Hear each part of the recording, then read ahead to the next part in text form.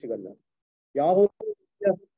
ಯಾವುದೇ ವಿದ್ಯಾಮಂದಿರಗಳಲ್ಲಿ, ಯಾವುದೇ ಮಠ ಮಂದಿರಗಳಲ್ಲಿ, ಯಾವುದೇ ಒಂದು ಬೇರೆ ಬೇರೆ ದೇವಸ್ಥಾನ ಮಂದಿರಗಳಲ್ಲಿ ಈ ಜ್ಞಾನ ಸಿಗಲ್ಲ. ದೇವರನ್ನ ಮೌಖಿಕವಾಗಿ ಕೈ ಮುಗಿದು ಬರ್ತೀವಿ, ಅಲ್ಲಿ ಹೋದ ತಕ್ಷಣ ಏನೋ ಭಾವನೆ ಮೂಡುತ್ತೆ, ದೇವ್ರು ಇದಾನೆ ಅಂತಕ್ಕಂಥ ಭಾವನೆ. ಈ ಇದಾನೆ ಅಂದ್ರೆ ಇದಾನೆ, ಇಲ್ಲ ಅಂದ್ರೆ ಇಲ್ಲ. ಅವರವರ ಮನಸ್ಸಿನಂತೆ ಮಹಾದೇವ. ನಿಮ್ಮ ಮನಸ್ಸಿನಲ್ಲಿ ಏನಿದೆಯೋ ಅದು ನಿಮಗೆ ಬಿಟ್ಟಿರುತ್ತೆ. ಅದನ್ನ ನಾವು ನಮ್ಮ ಮನಸ್ಸನ್ನ ಸ್ವಚ್ಛವಾಗಿಟ್ಕೊಂಡು ಈ ಬೀಜಗಳನ್ನ ನಿಮ್ಮ ಮನಸ್ಸಿನ ಆಲಯದಲ್ಲಿ ಬಿತ್ತಿಸ್ಕೊಳ್ಳಿ. ದಯವಿಟ್ಟು ಇದರ ಜ್ಞಾನವನ್ನು ಪಡೀರಿ ಅಂತ ಮಾತನ್ನ ಹೇಳ್ತಾ, ನಿಮ್ಮೆಲ್ಲರಿಗೂ ನಾನು ಅತ್ಯಂತ ಹೃದಯಪೂರ್ವಕವಾಗಿ ಸ್ವಾಗತವನ್ನು ಬಯಸ ನನ್ನ ಎರಡು ಸ್ವಾಗತವನ್ನು ಮಾತನಾಡ್ತೀನಿ. ಬನ್ನಿ, ಕೂತ್ಕೊಳ್ಳಿ.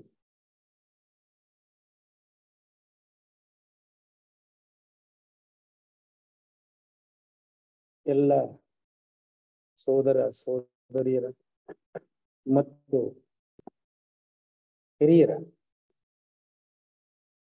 ಹೃದಯ ಕಮಲದಲ್ಲಿ ಬೆಳಗ್ತಾ ಇರುವ ಜ್ಯೋತಿಗೆ ನನ್ನ ನಮಸ್ಕಾರ.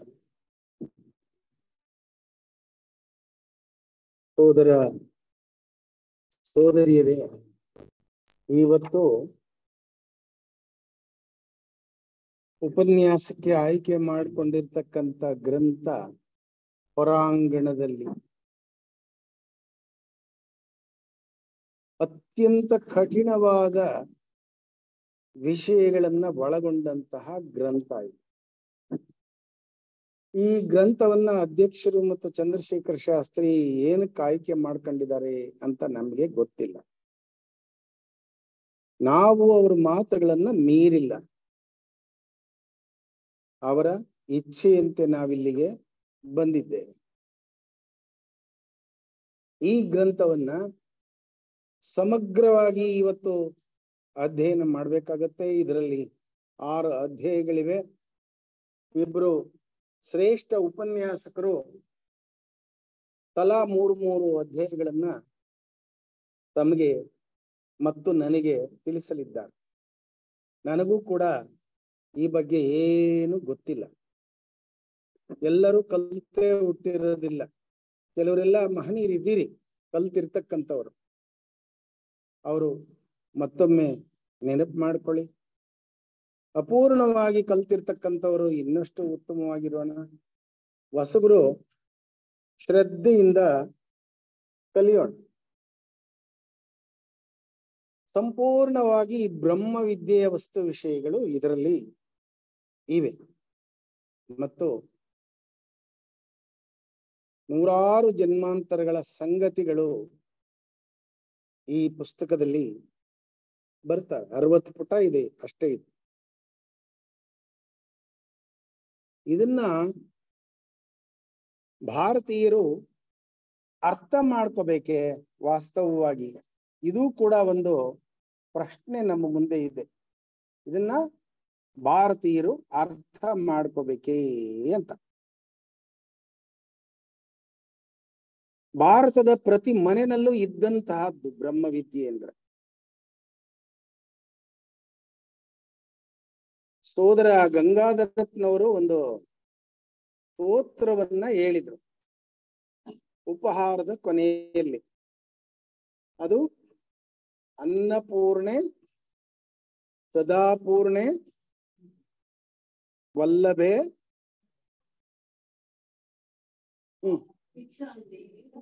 ಪಾರ್ವತಿ. ಇದ್ರಲ್ಲಿ ಅವರು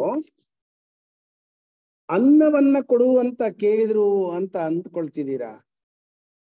ನಿದ್ರೆಯನ್ನ ಕೊಡು ಅಂತ ಕೇಳಿದ್ರು ಅಂತ ಅಂದ್ಕೊಳ್ತಿದ್ದೀರಾ? ವಿಶ್ರಾಂತಿಯನ್ನ, ಸುಖವನ್ನ ಕೊಡು ಅಂತ ಕೇಳಿದ್ರ ಅವರು? ಇಲ್ಲ.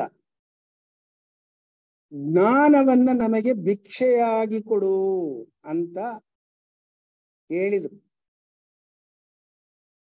ಸಾಮಾನ್ಯವಾಗಿ ಪ್ರತಿ ಮನೆಯಲ್ಲೂ ಹಿರಿಯರು ಮೊದಲುಗೊಂಡು ಒಂದೇ ಬಾರಿ ಊಟಕ್ಕೆ ಕುತ್ಕೊಂಡು ಇದನ್ನ ಹೇಳಿ ಪ್ರಕೃತಿಗೆ ಒಂದು ತುತ್ತನ್ನ ಇಟ್ಟು ನಂತರದಲ್ಲಿ ಊಟ ಮಾಡುವ ಸಂಪ್ರದಾಯ ಇಡೀ ಭರತ ಖಂಡದಲ್ಲಿತ್ತು. ಮಲಯ, ಸಿಂಗಪೂರ್ ಎಲ್ಲ ಸೇರ್ಕೊಂಡು, ಪಾಕಿಸ್ತಾನ, ಅಫ್ಘಾನಿಸ್ತಾನ ಎಲ್ಲ ಸೇರ್ಕೊಂಡು ಎಲ್ಲಿ ಹೋಯ್ತು ಅದು ಸಂಸ್ಕೃತಿ? ಎಲ್ಲಿ ಕಳ್ಕೊಂಡ್ವಿ ನಾವು? ತದನಂತರದಲ್ಲಿ ದೇವಸ್ಥಾನಗಳಲ್ಲಿ, ಸಮುದಾಯ ಭವನಗಳಲ್ಲಿ, ಹಿರಿಯರ ಮನೆಯ ಜಗಲಿಯ ಮೇಲೆ, ಊರಿನ ಬೀದಿಗಳಲ್ಲಿ ಭಜನೆ ಮಾಡ್ತಿದ್ರು ಭಾರತೀಯರು. ಅವು ಕೂಡ ತತ್ವ ಪದಗಳೇ ಆಗಿದ್ವು. ಶಿಳ್ಳೆ ಚಪ್ಪಾಳೆಗಳ ಪದಗಳಾಗಿರ್ಲಿಲ್ಲ. ಅಪಾರ ಅರ್ಥವನ್ನ ಆ ತತ್ವ ಪದಗಳು ಒಳಗೊಂಡಿದ್ದು. ಎಲ್ಲೋದು? ಎಷ್ಟೋ ಮನೆಯಲ್ಲಿ ದೇವಿ ಮಹಾತ್ಮೆ, ಶನಿ ಪುರಾಣ, ಮಹಾಂದಾತ ಚರಿತ್ರೆ, ಹರಿಶ್ಚಂದ್ರ ಚರಿತ್ರೆ, ಬಸವ ಪುರಾಣ, ನಾರಾಯಣೀಯಂ, ಹೀಗೆ ಬೇಕಾದಷ್ಟು ಪುರಾಣಗಳ ಅಧ್ಯಯನ ವ್ಯವಸ್ಥೆ ಇತ್ತು. ವಾರ್ಷಿಕವಾಗಿ ಇತ್ತು, ಮಾಸಿಕವಾಗಿ ಇತ್ತು, ಸಾಪ್ತಾಹಿಕವಾಗಿ ಇತ್ತು. ಕೆಲವು ಮನೆಯಲ್ಲಿ ಮಂಗಳವಾರ ಮತ್ತು ಶುಕ್ರವಾರ ದೇವಿ ಮಹಾತ್ಮೆಯ ಪಾರಾಯಣ ಈಗಲೂ ಕೂಡ ಇಲ್ಲಿಂದ ಉತ್ತರ ಕರ್ನಾಟಕದವರೆಗೂ ಇದೆ. ಎಲ್ಲಿ ಹೋದು? ಈ ಸಂಸ್ಕೃತಿ ಮತ್ತು ಸಂಸ್ಕಾರಗಳು ಎಲ್ಲಿ ಹೋದು? ಯಾತಕ್ಕೋಸ್ಕರ ನಾವು ಇಷ್ಟು ಶ್ರೇಷ್ಠವಾದ ವಿಷಯವನ್ನ ಮತ್ತೊಮ್ಮೆ ತಮಗೆ ಹೇಳ್ಬೇಕಾದಂತ ಅನಿವಾರ್ಯ ಬಂದಿದೆ? ನಿಮಗೆ ಯಾಕೆ ಪ್ರಪಿತಾಮಹ, ಪಿತಾಮಹನಿಂದ, ತಂದೆಯಿಂದ, ಅಣ್ಣಂದಿರಿಂದ, ಅಕ್ಕಂದಿರಿಂದ ಯಾಕೆ ಬರಲಿಲ್ಲ ಇದು? ಪ್ರತಿನಿತ್ಯ ನಿಮ್ಮೊಳಗಡೆ ಯಾಕೆ ಇಲ್ಲ ಇದು? ಇದನ್ನ ಚಿಂತನೆ ಮಾಡೋಣ ಮೊದಲು ಸ್ವಲ್ಪ ಹೊತ್ತು. ಸೋದರ ಸೋದರಿಯರೇ, ಗಮನವಿಟ್ಟು ಚಿಂತಿಸಬೇಕಾದಂತಹ ವಿಚಾರ ಇದು. ಬ್ರಹ್ಮವಿದ್ಯೆ ಹೆಸರೆತ್ತಿದ್ರೆ ಬುದ್ಧಿಜೀವಿಗಳು ಮೂಗನ್ನ ಸಿಂಡ್ರಿಸ್ಕೊಳ್ತಿದ್ದಾರೆ, ಅಪಾರ್ಥವನ್ನ ಕಲ್ಪನೆ ಮಾಡ್ತಿದ್ದಾರೆ, ಮನುಸ್ಮೃತಿಯನ್ನ ಸುಟ್ಟು ಹಾಕಿ ಗೀತೆಯನ್ನ ಸಮುದ್ರಕ್ಕೆ ಎಸೆಯಿರಿ ಅನ್ನೋರಿದ್ದಾರೆ. ಎಲ್ಲಿ ಹುಟ್ಟಿ ಬಂದ್ರವರು? ಯಾವಾಗ ಹುಟ್ಟಿದ್ರವರು? ಯಾವಾಗಿಂದ ಭಾರತೀಯ ಆಧ್ಯಾತ್ಮ ವ್ಯವಸ್ಥೆಗೆ ಈ ಕೆಸರು ಮೆತ್ತಿತು? ಯಾವಾಗ ಇದು ಪ್ರಕಾಶಮಾನವಾಗಿ ಇತ್ತು? ಇದನ್ನ ಅರ್ಥ ಮಾಡ್ಕೊಳ್ದಿದ್ರೆ ಈ ಮಹನೀಯರ ಉಪನ್ಯಾಸಕ್ಕೆ ನಿಮ್ ಕೈಲಿ ಪ್ರವೇಶ ಮಾಡೋಕೆ ಆಗೋದಿಲ್ಲ. ನೀವ್ ಎಲ್ಲಿರ್ತೀರೋ ಅಲ್ಲೇ ಇರ್ತೀರಿ. ವಾಸ್ತವವಾಗಿ ಭಾರತೀಯ ವೇದೋಪನಿಷತ್ತುಗಳಿಗೆ ಸಹಸ್ರ ವರ್ಷಗಳ ಇತಿಹಾಸ ಇದೆ. ಪ್ರಪಂಚದಲ್ಲಿ ಬೆಳಕೇ ಇಲ್ಲದ ಕಾಲದಲ್ಲಿ ಪ್ರಾಜ್ವಲ್ಯಮಾನವಾಗಿ ಬೆಳಗಿದ ಭಾರತೀಯ ವ್ಯವಸ್ಥೆ ಇದೆ. ಅಷ್ಟು ವಿಸ್ತಾರವಾಗಿ ನಾನು ಹೋಗೋದಿಲ್ಲ. ನಾನು ತಮಗೆ ಕೆಲವು ವಿಚಾರಗಳನ್ನ ಹೇಳಲಿಕ್ಕೆ ಇಷ್ಟಪಡ್ತೀನಿ.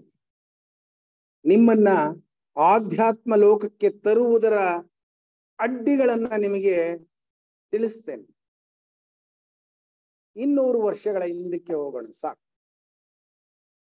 ಭಾರತನ ಆಳ್ತಾ ಇದ್ದಂತ ಗವರ್ನರ್ ಜನರಲ್ ವಾರನ್ ಹೇಸ್ಟಿಂಗ್ಸ್ ಕಲ್ಕತ್ತಾದಲ್ಲಿ ಈಸ್ಟ್ ಇಂಡಿಯಾ ಕಂಪನಿಯ ಗವರ್ನರ್ ಆಗಿದ್ದರು. ಆ ಸಂದರ್ಭದಲ್ಲಿ ಅಲ್ಲಿ ಸುಪ್ರೀಂ ಕೋರ್ಟ್ ಭಾರತೀಯರಿಗೋಸ್ಕರ ಕಲ್ಕತ್ತಾದಲ್ಲೇ ಆರಂಭ ಆಗುತ್ತೆ. ವಿಲಿಯಂ ಜೋನ್ಸ್ ಅಂತಕ್ಕಂಥ ಒಬ್ಬ ಜಡ್ಜ್ ಅಲ್ಲಿಗೆ ಮುಖ್ಯ ನ್ಯಾಯಮೂರ್ತಿಯಾಗಿ, ಸುಪ್ರೀಂ ಕೋರ್ಟಿನ ಮುಖ್ಯ ನ್ಯಾಯಮೂರ್ತಿಯಾಗಿ ಬರ್ತಾರೆ. ಅವರು ಒಂದು ಭಾರತೀಯ ಕೌಟುಂಬಿಕ, ಸಾಂಸಾರಿಕ ಮತ್ತು ಧರ್ಮದ ವಿವಾದವನ್ನ ಬಗೆಹರಿಸಬೇಕಾಗಿರುತ್ತೆ. ಅವರು ಎಷ್ಟು ಜ್ಞಾನಿ ಅಂದರೆ 15 ಭಾಷೆಗಳಲ್ಲಿ ಸಾಕಷ್ಟು ಪರಿಣತಿಯನ್ನ ಹೊಂದಿದ ಮಹಾಪ್ರಾಜ್ಞ ಆತ. ಆದ್ರೆ ಈ ತೀರ್ಪನ್ನ ಕೊಡ್ಲಿಕ್ಕೆ ಆತನಿಗೆ ಹಿಂದೂ ಲಾವನ್ನ ಓದ್ಬೇಕಾಗಿ ಬರುತ್ತೆ. ಹಿಂದೂ ಅಂತಕ್ಕಂಥ ಭಾರತೀಯರು ಯಾವ ನಿಯಮಗಳನ್ನ ಅನುಸರಿಸಿ ಬದುಕ್ತಿದ್ದಾರೆ ಅನ್ನೋದನ್ನ ಅವನು ತಿಳ್ಕೊಬೇಕಾಗಿರುತ್ತೆ. ಅದಕ್ಕೋಸ್ಕರ ಆತ ಸಂಸ್ಕೃತವನ್ನ ಕಲಿತಾನೆ ಮೊದಲು. ಅದಾದ ನಂತರ ಆತ ಮನುಸ್ಮೃತಿಯನ್ನ ಅರಗಿಸ್ಕೊಳ್ತಾನೆ. ಅದಾದ್ಮೇಲೆ ಭಗವದ್ಗೀತೆಯನ್ನ ಅನುವಾದ ಮಾಡ್ಕೊಳ್ತಾನೆ. ಅದಾದ ಮೇಲೆ ಅಭಿಜ್ಞಾನ ಶಾಕುಂತಲವನ್ನ ಆತ ಕಲಿತಾನೆ. ಕಲಿತ ಮೇಲೆ ಅವುಗಳನ್ನ ಅನುವಾದ ಮಾಡಿ ಇಂಗ್ಲಿಷಿಗೆ ಮುಂದಿಟ್ಕೊಂಡು ಈಗ ಏನ್ ತೀರ್ಪು ಕೊಡ್ಬೇಕು ಅಂತ ಆತನಿಗೆ ಬಳಿಯುತ್ತೆ. ಆತ ತೀರ್ಪನ್ನ ಕೊಡ್ತಾನೆ, ಸೈ ಅನ್ನಿಸ್ಕೊಳ್ತಾನೆ. ಅಲ್ಲಿಯವರೆಗೆ ಆತ ಮಹಾತ್ಮನಂತೆ ಕಾಣ್ತಾನೆ ನಮಗೆ. ವಾರನ್ ಹೇಸ್ಟಿಂಗ್ಸ್ ಭಾರತಕ್ಕೆ ಸುಪ್ರೀಂ ಕೋರ್ಟ್ ಅನ್ನ ತಂದಂತಹ ಮಹಾ ಆಡಳಿತಗಾರನಂತೆ, ಗವರ್ನರ್ನಂತೆ ಕಾಣ್ತಾನೆ. ಆದ್ರೆ ಅಲ್ಲಿದ್ದ ಮುಂದಕ್ಕೆ ಒಂದು ಘಟನೆ ನಡೆಯುತ್ತೆ. ತೀರ್ಪನ್ನು ಕೊಟ್ಟ ರಾತ್ರಿಯೇ ವಾರನ್ ಹೇಸ್ಟಿಂಗ್ಸ್ ಅನ್ನ ವಿಲಿಯಂ ಜೋನ್ಸ್ ತನ್ನ ಮನೆಗೆ ಕರೆಸ್ಕೊಳ್ತಾನೆ. ಅವನು ಹೇಳ್ತಾನೆ, ಈಸ್ಟ್ ಇಂಡಿಯಾ ಕಂಪನಿ ನಿನಗೆ ಏನ್ ಜವಾಬ್ದಾರಿ ಕೊಟ್ಟಿದೆ? ಭಾರತೀಯರನ್ನ ಮಂಕು ಮಾಡಿ ಭಾರತದಲ್ಲಿರುವಂತಹ ಬಂಗಾರ, ಬೆಳ್ಳಿ, ವಜ್ರ, ವೈಡೂರ್ಯ, ಮರಕತ ಮಣಿಗಳನ್ನ ಇಂಗ್ಲೆಂಡಿಗೆ ಸಾಗಿಸ್ಬೇಕು. ಅದಕ್ಕೋಸ್ಕರ ಎಂತ ಇಕ್ಕಟ್ಟಿಗೆ ಬೇಕಾದ್ರೂ ಭಾರತೀಯರನ್ನ ಸಿಕ್ಸ್ಬಿಡಿ. ಅವುಗಳನ್ನ ಪಡೆಯೋದಿಕ್ಕೆ ದುಡ್ಡು ಬೇಕಾ ಕೊಟ್ಬಿಡಿ, ಆಸ್ತಿ ಬೇಕಾ ಕೊಟ್ಬಿಡಿ. ಅಲ್ಲಿಗೂ ಸಿಗದಿದ್ರೆ ಶಿಕ್ಷೆಯನ್ನ ಕೊಡಿ, ಇಲ್ಲ ಕೊಲ್ಲಿ. ಒಟ್ಟಾರೆ ಇಲ್ಲಿಯ ಅಮೂಲ್ಯ ಸಂಪತ್ತು ಇಂಗ್ಲೆಂಡ್ಗೆ ಬಂದ್ಬಿಡ್ಬೇಕು ಅಂತ ಹೇಳಿರ್ತಾರೆ ಈಸ್ಟ್ ಇಂಡಿಯಾ ಕಂಪನಿ. ಅದೇ ಕೆಲಸ ಪ್ರತಿದಿನ ನಡೀತಾ ಇರುತ್ತೆ ಭಾರತದ ಉದ್ದ ಅಗಲಕ್ಕೂ. ಆದ್ರೆ ವಿಲಿಯಂ ಜೋನ್ಸ್ ಹೇಳ್ತಾನೆ, ನೀವಿಲ್ಲಿ ಆಡಳಿತ ಮಾಡ್ತಾ ಇದೀರಿ, ಆದ್ರೂ ಭಾರತನ ಅರ್ಥ ಮಾಡ್ಕೊಂಡಿಲ್ಲ, ನೀವು ಮೂರ್ಖರು. ಅಲ್ಲಿ ಎಲಿಜಬೆತ್ ಕುಟುಂಬ ಭಾರತವನ್ನೇ ನೋಡಿಲ್ಲ, ಅವರು ಮೂರ್ಖರು. ಅದಕ್ಕೋಸ್ಕರ ಅವರು ಬಂಗಾರ, ಬೆಳ್ಳಿ, ವಜ್ರ, ವೈಡೂರ್ಯ, ಮರಕತ ಮಣಿಗಳನ್ನ ಇಲ್ಲಿಗೆ ಸಾಗಿಸಿ ಅಂತ ಹೇಳಿದ್ದಾರೆ. ಆದ್ರೆ ಇಲ್ಲಿ ಸಂಸ್ಕೃತ, ಪ್ರಾಕೃತ, ಪಾಳಿ, ಆದಿ ದ್ರಾವಿಡ, ತಮಿಳು ಮುಂತಾದ ಮಹತ್ ಭಾಷೆಗಳಿವೆ. ಆ ಭಾಷೆಯಲ್ಲಿ ಅತ್ಯಮೂಲ್ಯವಾದಂತಹ ಗ್ರಂಥಗಳಿವೆ, ವೇದಗಳಿವೆ, ಉಪನಿಷತ್ತುಗಳಿವೆ, ಗೀತೆ ಇದೆ. ಅವುಗಳ ಒಂದೊಂದು ವಾಕ್ಯದ ಬೆಲೆಯು ನೀವು ಇಲ್ಲೇವರೆಗೂ ಗಳಿಸಿರ್ತಕ್ಕಂಥ ಹಡಗುಗಳ ತುಂಬಿರ್ತಕ್ಕಂಥ ಮೌಲ್ಯಗಳಿಗೆ ಇಲ್ಲ, ಬಂಗಾರ ಬೆಳ್ಳಿಗೆ ಇಲ್ಲ. ಎಲ್ಲೇವರೆಗೆ ಆ ಪ್ರಜ್ಞಾನ ಇಲ್ಲಿ ಇರ್ತದೆಯೋ ಅಲ್ಲಿಯವರೆಗೆ ಭಾರತೀಯರನ್ನ ನೀವು ಕೊಳ್ಳೆ ಹೊಡೆಯಕ್ಕೂ ಆಗಲ್ಲ, ಅವರನ್ನ ಆತ್ಮಪೂರ್ವಕವಾಗಿ ಸೋಲ್ಸಕ್ಕೂ ಆಗಲ್ಲ, ಅವರನ್ನ ದರಿದ್ರರನ್ನಾಗಿ ಮಾಡೋಕ್ಕೂ ಆಗಲ್ಲ. ಅವು ಭಾರತದಲ್ಲಿ ಭಾರತೀಯರಿಗೆ ಸಿಗದಂತೆ ಕೊಳ್ಳೆ ಹೊಡೆದು ಬಿಡಿ, ಅವುಗಳನ್ನ ಸಾಗಿಸಿ ಪಾಶ್ಚಾತ್ಯರಿಗೋಸ್ಕರ. ಅವರು ಬೆಳಿಲಿ, ಇವ್ರು ನಾಶವಾಗ್ಲಿ, ಇವ್ರು ಮರಿಲಿ ಅದನ್ನ ಅಂತ ಹೇಳ್ತಾನೆ. ಆ ತಕ್ಷಣವೇ ವಾರನ್ ಹೇಸ್ಟಿಂಗ್ಸ್ ನಾಳೆಯಿಂದನೇ ಆ ಕಾರ್ಯ ಅಂತಾನೆ. ಈಗ ಗೊತ್ತಿರ್ಬೇಕು, ಈಗ ಗೊತ್ತಾಗ್ಬೇಕು ನಿಮಗೆ,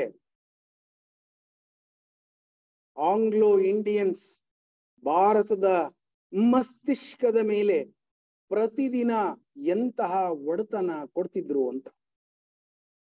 ಮರುದಿನ ಬೆಳಗ್ಗೆ ಕಲ್ಕತ್ತಾದಲ್ಲಿ ಏಷ್ಯಾಟಿಕ್ ಸೊಸೈಟಿ ಅಂತ ಒಂದು ಸೊಸೈಟಿಯನ್ನ ನೋಂದಣಿ ಮಾಡಿ ಆ ಸೊಸೈಟಿಗೆ ವಿಲಿಯಂ ಜೋನ್ಸ್ ಅಧ್ಯಕ್ಷನಾಗಿ ಭಾರತದ ಉದ್ದಗಲಕ್ಕೂ ಮನೆ ಮನೆಗೆ ಭೇಟಿ ಮಾಡಿ, ಮಹಾತ್ಮರ ಮನೆಗಳಿಗೆ ಭೇಟಿ ಮಾಡಿ, ಆಶ್ರಮಗಳಿಗೆ ಭೇಟಿ ಮಾಡಿ, ಗುರುಕುಲಗಳಿಗೆ ಭೇಟಿ ಮಾಡಿ, ಅಧ್ಯಯನ ಕೇಂದ್ರಗಳಿಗೆ ಭೇಟಿ ಮಾಡಿ, ಇಲ್ಲಿರುವ ಜ್ಞಾನದ ಸಮಗ್ರ ಗ್ರಂಥಗಳನ್ನು ಸಂಗ್ರಹಿಸಿ ಪಾಶ್ಚಾತ್ಯರಿಗೆ ಕಳಿಸ್ತಾರೆ.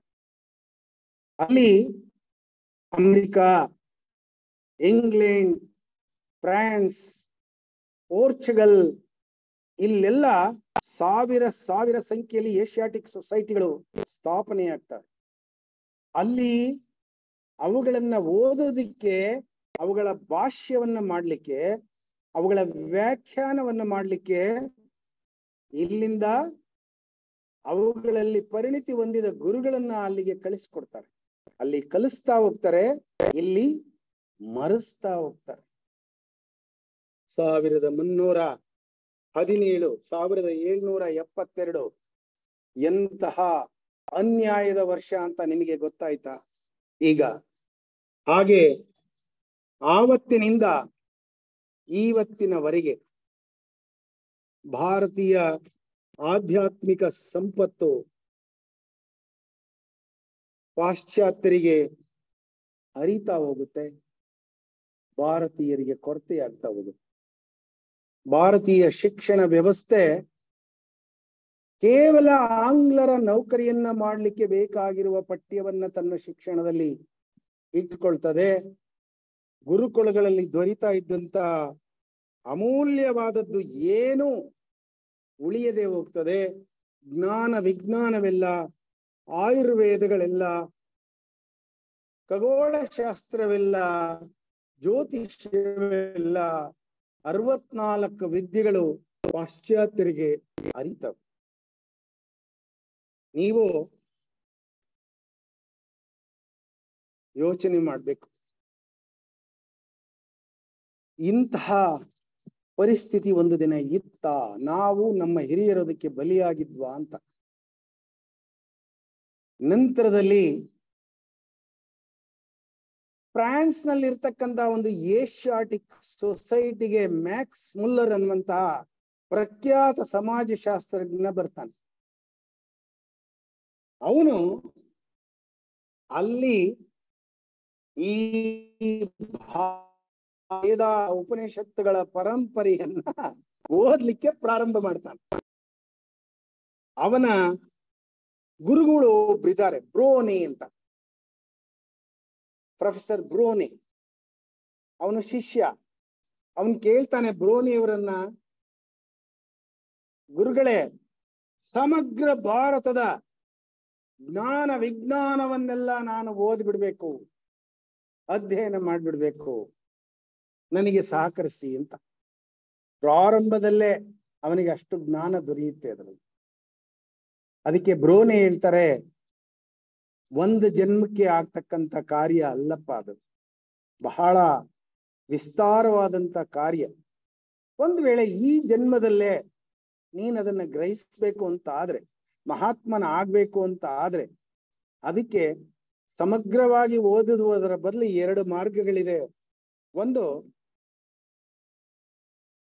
ವೇದ ಉಪನಿಷತ್ತುಗಳ ಮೇಲೆ ಭಾಷ್ಯವನ್ನ ಬರೆದಿರ್ತಕ್ಕಂಥ ಶಂಕರಾಚಾರ್ಯರ ಭಾಷ್ಯವನ್ನ ನೀನು ಓದ್ಬೇಕು. ಅದಾಗ್ಲಿಲ್ಲ ಅಂದ್ರೆ ವೇದಗಳ ಮೇಲೆ ಸಾಯಣಾಚಾರ್ಯರು ಬರೆದಿರ್ತಕ್ಕಂಥ ಭಾಷ್ಯವನ್ನ ನೀನು ಓದ್ಬೇಕು. ಹಾಗೆ ಓದಿದ್ರೆ ಸುಲಭವಾಗಿ ನೀನು ಗುರಿಯನ್ನ ಮುಟ್ಟಬಹುದು ಅನ್ನುವಂತಹ ಮಾತನ್ನ ಹೇಳ್ತಾರೆ. ಹಾಗಿದ್ರೆ ಸಮಗ್ರ ಭಾರತವನ್ನ ಎಷ್ಟು ಸುಲಭವಾಗಿ ಅಧ್ಯಯನ ಮಾಡಬಹುದಾಗಿರ್ತಕ್ಕಂಥ ಈ ಶಂಕರರು ಯಾರು, ಈ ಸಾಯಣರು ಯಾರು, ಇದನ್ನ ತಿಳ್ಕೋಬೇಕು ನಾವಿವತ್ತು. ಕ್ರಿಸ್ತ ಶಕ 788 ಅಂದ್ರೆ 500 ವರ್ಷಗಳ 1035 ವರ್ಷಗಳ ಹಿಂದೆ ಇಲ್ಲಿಗೆ 500 ಕಿಲೋಮೀಟರ್ ಇರ್ತಕ್ಕಂಥ ಕೇರಳದ ಕಾಲಡಿಯಲ್ಲಿ ಶಂಕರರು ಹುಟ್ಟುತ್ತಾರೆ. ಇನ್ನು ಹಾಲು ಗೆನ್ನೆಯ ಹಸುಳೆ ಮಗು 13 ತುಂಬುವುದರ ಒಳಗಾಗಿ ಸಮಗ್ರ ಭಾರತೀಯ ಉಪನಿಷತ್ತುಗಳನ್ನ ತನ್ನ ಬುದ್ಧಿಗೆ ತಂದುಕೊಡ್ತಾರೆ. ಬ್ರಹ್ಮಜ್ಞಾನದ ಮೇಲೆ ಅಧಿಕಾರಯುತವಾಗಿ ಮಾತುಗಳನ್ನ ಆಡ್ತಾರೆ, ಬರಹಗಳನ್ನ ಮಾಡ್ತಾರೆ. ಕರ್ನಾಟಕದ ಶೃಂಗೇರಿಯಲ್ಲಿ ಶಾರದಾ ಪೀಠವನ್ನ ಸ್ಥಾಪನೆ ಮಾಡ್ತಾರೆ. ಭಾರತದಾದ್ಯಂತ ಕಾಲ್ನಡಿಗೆಯಲ್ಲಿ ನಡೀತಾರೆ. ಭಾರತದಾದ್ಯಂತ ಇರುವಂತಹ ಧರ್ಮ ವಿರೋಧಿಗಳ ವಿರುದ್ಧ ಸಂವಾದವನ್ನ, ಚರ್ಚೆಯನ್ನ, ಗೋಷ್ಠಿಯನ್ನ ಮಾಡ್ತಾರೆ. ಯಾರಿಗೂ ಸೋಲೋದಿಲ್ಲ, ಎಲ್ಲರಿಗೂ ಅರಿವನ್ನ ಮೂಡಿಸ್ತಾರೆ ಮತ್ತು ಆಶೀರ್ವಾದವನ್ನು ಮಾಡ್ತಾರೆ. ಅಷ್ಟೇ ಅಲ್ಲ, ಸನ್ಯಾಸವನ್ನ ತಾಯಿಗೆ ಬಲವಂತವಾಗಿ ತಿಳುವಳಿಕೆಯನ್ನು ಕೊಟ್ಟು ಪಡ್ಕೊಂಡು ದಕ್ಷಿಣಾಮ್ನಾಯ ಪೀಠ ಶೃಂಗೇರಿಯಲ್ಲಿ ಜಗತ್ತಿಗೆ ಬೇಕಾಗಿರುವ ಜ್ಞಾನವನ್ನ ತೆರೆದಿಟ್ಟು, ಬಚ್ಚಿಟ್ಟು ಅಲ್ಲ, ತೆರೆದಿಟ್ಟು ಅದ್ವೈತ ಮತವನ್ನ ಸ್ಥಾಪನೆ ಮಾಡಿ ತಪಸ್ವಿಯಾಗಿ ನಿತ್ಯಾನಿತ್ಯ ವಿವೇಕವನ್ನ, ಪ್ರಸ್ಥಾನತ್ರಯಗಳ ಭಾಷ್ಯವನ್ನ, ವೇದಾಂತ ಸಾರವನ್ನ, ವೇದಾಂತ ಸೂತ್ರವನ್ನ, ಬ್ರಹ್ಮಸೂತ್ರ ಭಾಷ್ಯವನ್ನ, ಶಂಕರ ಭಾಷ್ಯವನ್ನ, ಉಪದೇಶ ಚೂಡಾಮಣಿಯನ್ನ, ಆತ್ಮಬೋಧೆಯನ್ನ, ಆನಂದ ಲಹರಿಯನ್ನ, ಸೌಂದರ್ಯ ಲಹರಿಯನ್ನ, ಭಜಗೋವಿಂದ್ ಸ್ತೋತ್ರವನ್ನ, ನಮ್ಮೆಲ್ಲರಿಗೂ ಉಪಯೋಗವಾಗ್ತಕ್ಕಂಥ ವಿವೇಕ ಚೂಡಾಮಣಿಯನ್ನ ರಚನೆ ಮಾಡ್ತಾರೆ. ಇಡೀ ಭಾರತೀಯರಿಗೆ ಉಣಬಡಿಸ್ತಾರೆ. ಎಷ್ಟು ವಯಸ್ಸಿನ ಒಳಗೆ? 31 ವಯಸ್ಸಿನ ಒಳಗಾಗಿ ಇಷ್ಟೆಲ್ಲ ಮಾಡ್ತಾರೆ. 31ರ ನಂತರ ತನ್ನ ಕಾರ್ಯವನ್ನ ಮುಗಿಸ್ಕೊಂಡು ಭಾರತವನ್ನ ಹರಸಿ ಹೋಗ್ತಾರೆ. ಆಶ್ಚರ್ಯವಾಗ್ಬೇಕು ನಿಮಗೆ, ಗರ್ವದಿಂದ ಯೋಚನೆ ಮಾಡಬೇಕು ನಿಮಗೆ. ನೀವು ಅಷ್ಟೊತ್ತಿಗಾಗಲೇ ವೇದಗಳಲ್ಲಿ ತೂರಿದಂತಹ ಅಜ್ಞಾನವನ್ನ, ಕೆಸರನ್ನ ತೊಳಿತಾರೆ. ಬೌದ್ಧ ಧರ್ಮ ಯಾಕೆ ಹುಟ್ಟಿತು, ಅದರಲ್ಲಿ ಅಷ್ಟೊಂದು ಪರಿಜ್ಞಾನ ಹೇಗೆ ಬಂತು, ಅದನ್ನ ಮತ್ತು ವೇದೋಪನಿಷತ್ತುಗಳನ್ನ ಸಮೀಕರಿಸ್ತಾರೆ, ಭಾರತೀಯರಿಗೆ ಕೊಡ್ತಾರೆ.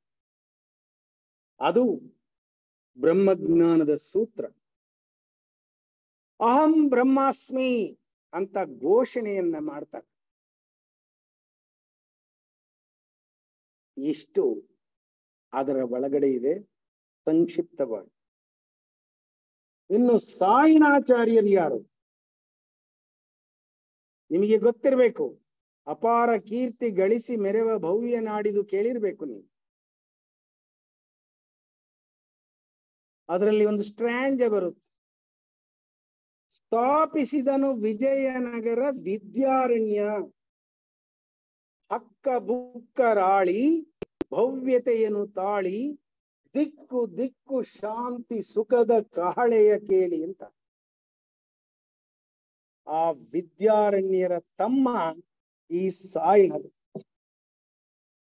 ಹಂಪೆಯವರು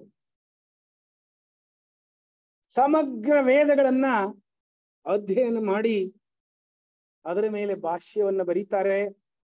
ವಿಜಯನಗರ ಸಾಮ್ರಾಜ್ಯದ ಮುಖ್ಯಮಂತ್ರಿಯಾಗಿ ಅಷ್ಟೇ ಅಲ್ಲ, ಇಡೀ ಭಾರತ ಸಾಮ್ರಾಜ್ಯದ, ಇಡೀ ವಿಶ್ವದ ವೇದಗಳ ಪ್ರತಿನಿಧಿಯಾಗಿ ನಿಲ್ತಾರೆ. ಅವರು ಬರೆದಿರುವಂತಹ ಭಾಷ್ಯವನ್ನ ನೀವು ಓದ್ಬೇಕಂದ್ರೆ ಇಂತಹ ಹತ್ತಾರು ಪುಸ್ತಕಗಳನ್ನು ಓದ್ಬೇಕಾಗ್ತದೆ. ಆಗ ನೀವು ಸಾಯಣರನ್ನ ಅರ್ಥ ಮಾಡಿಕೊಳ್ಳಬಹುದು. ಈಗ ಯೋಚನೆ ಮಾಡಿ, ನಮ್ಮ ಮಸ್ತಿಷ್ಕದಿಂದ ಎಲ್ಲಿಗೆ ಹೋದ್ರು ಶಂಕರರು ಮತ್ತು ಎಲ್ಲಿಗೆ ಹೋದ್ರು ಸಾಯಣ. ಯಾಕೆ ಇವರನ್ನು ನಾವು ಪೂಜಿಸ್ತಿಲ್ಲ? ಯಾಕೆ ಶಿಕ್ಷಣದಲ್ಲಿ ಇದಿಲ್ಲ? ಯಾಕೆ ಇತಿಹಾಸದಲ್ಲಿ ಇದಿಲ್ಲ? ಯಾಕೆ ಸಂವಾದಗಳಲ್ಲಿ ಇದಿಲ್ಲ? ಯಾಕೆ ಉನ್ನತ ಮಟ್ಟದ ಅಧ್ಯಯನದಲ್ಲಿ ಇದಿಲ್ಲ? ಯೋಚನೆ ಮಾಡ್ಬೇಕು. ಯಾಕೆ ಅಂದ್ರೆ ಶಂಕರ ಪ್ರಾಣವಲ್ಲವೇ ಅನ್ನಪೂರ್ಣೆ ನೀನು ಅಂತ ಅನ್ನವನ್ನು ಉಂಡಿ ಮಲಗಿಬಿಡ್ಲಿ ಅಂತ, ಜ್ಞಾನದ ಭಿಕ್ಷೆಯನ್ನ ಕೇಳದೇ ಇರ್ಲಿ ಅಂತ, ಭಾರತೀಯರ ಜ್ಞಾನದ ಮೇಲೆ ಹೊಡೆತನ ಕೊಡೋವರೆಗೂ ಭಾರತವನ್ನ ಉಳಿಸ್ಕೊಳ್ಳೋಕೆ ಆಗೋದಿಲ್ಲ ಅಂತ. ಏನಿದೆ ಹಿಸ್ಟ್ರಿನಲ್ಲಿ? ಶಕರು ಬಂದ್ರು, ಭಾರತನ ಸೋಲ್ಸಿದ್ರು. ಪೂರ್ಣರು ಬಂದ್ರು, ಭಾರತವನ್ನ ಸೋಲ್ಸಿದ್ರು. ಕುಶಾನರು ಬಂದ್ರು, ಭಾರತವನ್ನ ಸೋಲ್ಸಿದ್ರು. ಪರ್ಷಿಯನ್ನರು ಬಂದ್ರು, ಭಾರತವನ್ನ ಸೋಲ್ಸಿದ್ರು. ತುರುಕರು ಬಂದ್ರು, ಭಾರತವನ್ನ ಸೋಲ್ಸಿದ್ರು. ಮೊಘಲರು ಬಂದ್ರು, ಡಚ್ಚರು ಬಂದ್ರು, ಫ್ರೆಂಚರು ಬಂದ್ರು, ಪೋರ್ಚುಗೀಸರು ಬಂದ್ರು, ಬ್ರಿಟಿಷರು ಬಂದ್ರು, ಜರ್ಮನರು ಬಂದ್ರು, ಸೋಲ್ಸಿದ್ರು ಸೋಲ್ಸಿದ್ರು ಸೋಲ್ಸಿದ್ರು ಸೋಲ್ಸಿದ್ರು. ಸೋತಿರುವೆ ನೀನು, ನಿನ್ನ ಜ್ಞಾನ ಸೋತಿದೆ, ನಿನ್ನ ಶಕ್ತಿ ಸೋತಿದೆ, ನೀನು ಸೋತಿರುವೆ. ಎಚ್ಚರ, ಗೆಲ್ಲಲಿಕ್ಕೆ ಪ್ರಯತ್ನ ಮಾಡಬೇಡ. ಇದನ್ನ ಹೇಳುತ್ತೆ ಇತಿಹಾಸ. ಕನಿಷ್ಠ ಚಾಣಕ್ಯರನ್ನ ತೋರಿಸುತ್ತಾ, ಚಂದ್ರಗುಪ್ತನನ್ನ ತೋರಿಸುತ್ತಾ, ಅಶೋಕನನ್ನ ತೋರಿಸುತ್ತಾ, ಹೆಜ್ಜೆ ಹೆಜ್ಜೆಗೂ ಭಾರತದ ಉದ್ದಗಲಕ್ಕೂ ಇರುವ ವೀರ ಸಂಸ್ಕೃತಿಯನ್ನ ತೋರಿಸುತ್ತಾ ಮತ್ತು ಅದನ್ನ ಉತ್ಪ್ರೇಕ್ಷೆ ಮಾಡುವಂತಹ ಜ್ಞಾನವನ್ನ ತೋರಿಸುತ್ತಾ ಅದು ಆಶ್ಚರ್ಯ. ಅಂದ್ರೆ ಒಬ್ಬ ಇಂಗ್ಲೆಂಡಿನ ಪ್ರೊಫೆಸರ್ ಭಗವದ್ಗೀತೆಯನ್ನ ಓದ್ತಾನೆ. ಅವನು ಅಮೇರಿಕದಿಂದ ತನ್ನ ಸ್ನೇಹಿತನ್ನ ಇಂಗ್ಲೆಂಡಿಗೆ ಬಾ ಅಂತ ಕರ್ಸ್ಕೊಳ್ತಾನೆ. ಕರ್ಸ್ಕೊಂಡು ಚಿಕ್ಕ ಭಗವದ್ಗೀತೆಯ ಪುಸ್ತಕವನ್ನ ಕೊಡ್ತಾನೆ.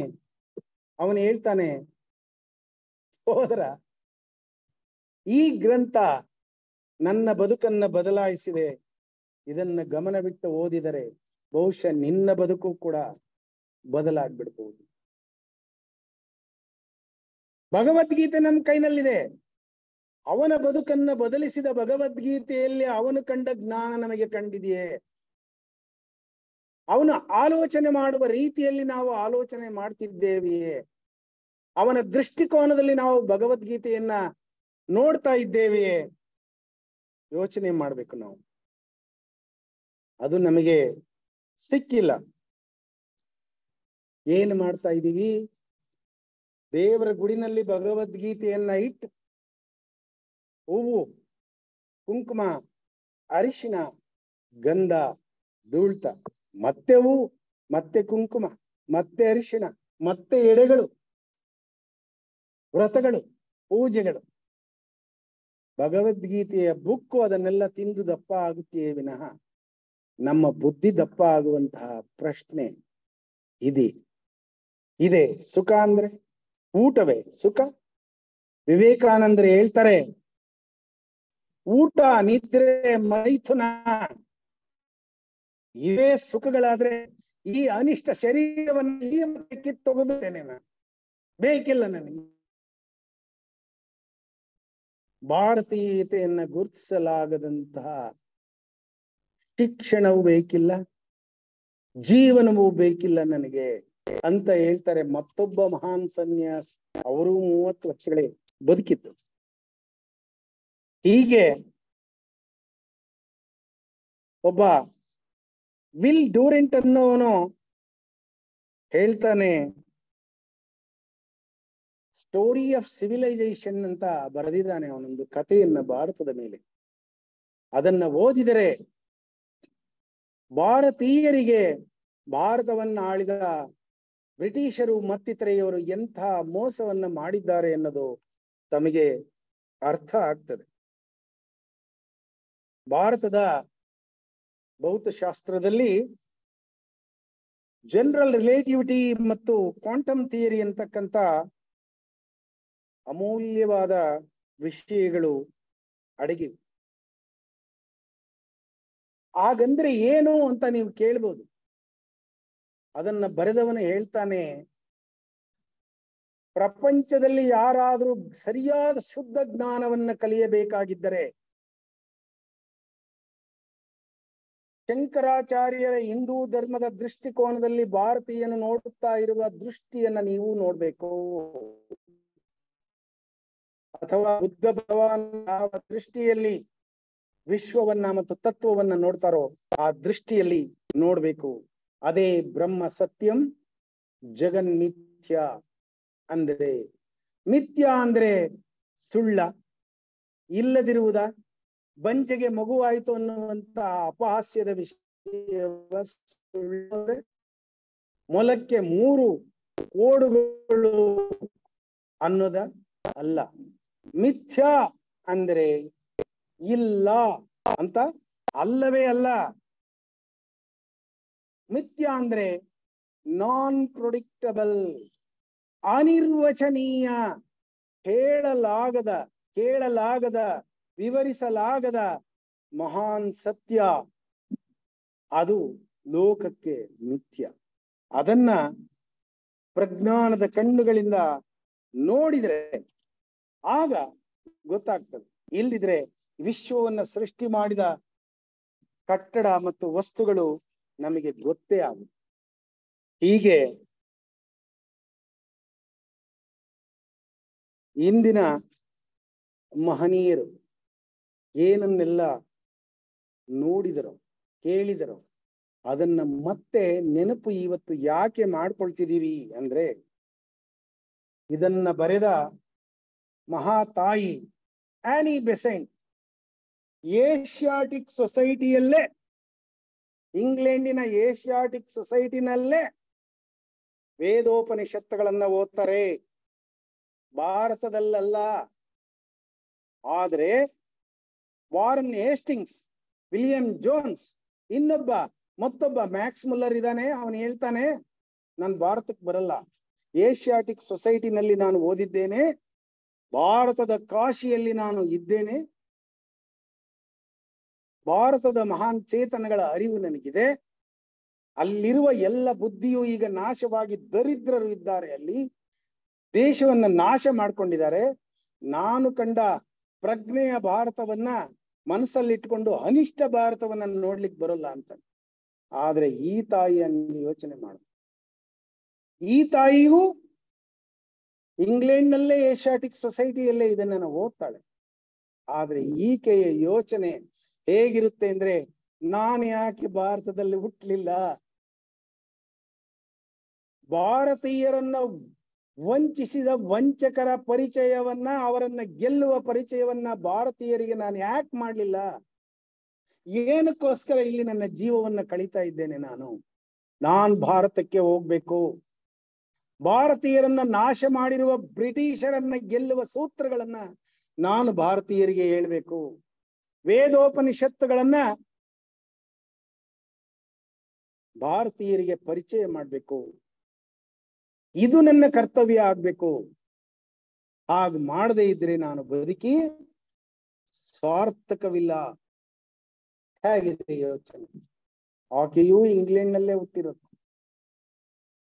ಅಂಬೇಡ್ಕರ್ಗೆ ಓದಿಸಬಾರದು ಅಂದವರು ಭಾರತದಲ್ಲೇ ಹುಟ್ಟಿದ್ದಾರೆ. ಓದಿಸಿದ ಜ್ಯೋತಿಬಾ ಫುಲೆಯೂ ಕೂಡ ಭಾರತದಲ್ಲೇ ಹುಟ್ಟಿದ್ದಾರೆ. ಎಲ್ಲೆಡೆ ರಾಕ್ಷಸಿ ಪ್ರವೃತ್ತಿಗಳು ಇದೆ, ದೈವಿ ಪ್ರವೃತ್ತಿಗಳು ಇದೆ. ಯೋಚನೆ ಮಾಡಿ ನೀವು, 100 ವರ್ಷಗಳ ಕಾಲ ಭಾರತೀಯ ಶಿಕ್ಷಣಕ್ಕೆ, ಭಾರತೀಯ ಬದುಕಿಗೆ, ಭಾರತೀಯ ಚಿಂತನೆಗೆ ಮೆತ್ತಿದ ಕೆಸರನ್ನ ತೊಳೆದ ಈಕೆ ನಮಗೆಲ್ಲರಿಗೂ ತಾಯಿ ತಾನೆ, ಪೂಜಿಸ್ಬೇಕು ತಾನೆ. ಈಕೆ ಬರಬೇಕು ತಾನೆ ಭಾರತಕ್ಕೆ, ಮತ್ತೆ ಹುಟ್ಟಿ ಬರಬೇಕು ತಾನೆ. ಈಕೆಯ ಮಾರ್ಗದರ್ಶನದಲ್ಲಿ ನಾವು ಬದುಕಬೇಕು ತಾನೆ. ಅವಳು ಬರೀ ಬಾಯಿನಲ್ಲಿ ಹೇಳಿ ಭಾರತಕ್ಕೆ ಬರುವುದಿಲ್ಲ. 100 ಪುಸ್ತಕಗಳನ್ನ ಬರೀತಾಳೆ, ಸಾವಿರಾರು ಉಪನ್ಯಾಸಗಳನ್ನ ಮಾಡ್ತಾಳೆ, ಲಕ್ಷಾಂತರ ಲೇಖನಗಳನ್ನ ಬರೀತಾಳೆ, ಭಾರತದ ಸ್ವಾತಂತ್ರ್ಯದ ಹೋರಾಟದಲ್ಲಿ ಧುಮುಕ್ತಾಳೆ. ಭಾರತ ನನ್ನದು, ನಮ್ಮ ಆಡಳಿತವನ್ನ ನಾವೇ ಮಾಡ್ಕೊಳ್ತೇವೆ, ನೀವು ತೊಲಗಿ ಅಂತ ಹೇಳ್ತಾಳೆ ಬ್ರಿಟಿಷರಿಗೆ. ಇದು ಕಿಚ್ಚು. ಈ ಕಿಚ್ಚನ್ನ ಒತ್ತಿಸಿ ಗೆಲ್ತಾಳೆ ಆಕೆ. ಅದರ ಜೊತೆಗೆ ನಮಗೆ ಶ್ರೇಷ್ಠವಾಗಿರ್ತಕ್ಕಂಥ ಇಂಥ ಹಲವು ಗ್ರಂಥಗಳನ್ನ ಆಕೆ ಕೊಡ್ತಾಳೆ. ಈ ಗ್ರಂಥದಲ್ಲಿ ಏನಿದೆ ಅನ್ನೋದನ್ನ ಈ ಮಹನೀಯರಿಬ್ರು ಅಧ್ಯಯನ ಮಾಡಿದರು. ನನಗೇನು ಗೊತ್ತಿಲ್ಲ. ನಾನು ಸಂತೋಷವಾಗಿ ಅವರು ಹೇಳುದನ್ನ ಕೇಳೋಕ್ಕಾಗಿ ನಿಮ್ ಜೊತೆನಲ್ಲಿ ಇಲ್ಲಿಗೆ ಬಂದಿದ್ದೇನೆ. ನನ್ನ ಸಂಕ್ಷಿಪ್ತ ವಿಚಾರವನ್ನ ನೀವು ಕೇಳೋದಾದ್ರೆ, ಇದು ಚಿತ್ರ ನಿಮಗೆ ಕಾಣುತ್ತೋ ಇಲ್ಲವೋ ನನಗೆ ಗೊತ್ತಾಗಿಲ್ಲ. ಇದು ಸೂರ್ಯ, ಇದು ಸೂರ್ಯ, ಇದು ಪ್ಲೂಟೋ, ಇದು ನೆಪ್ಚೂನ್, ಇದು ಯುರೇನಸ್, ಇದು ಶನಿ, ಇದು ಗುರು, ಇದು ಮಂಗಳ, ಇದು ಚಂದ್ರ, ಇದು ಭೂಮಿ, ಇದು ಶುಕ್ರ, ಇದು ಬುಧ. ಇವೆಲ್ಲವೂ ಗ್ರಹಗಳು.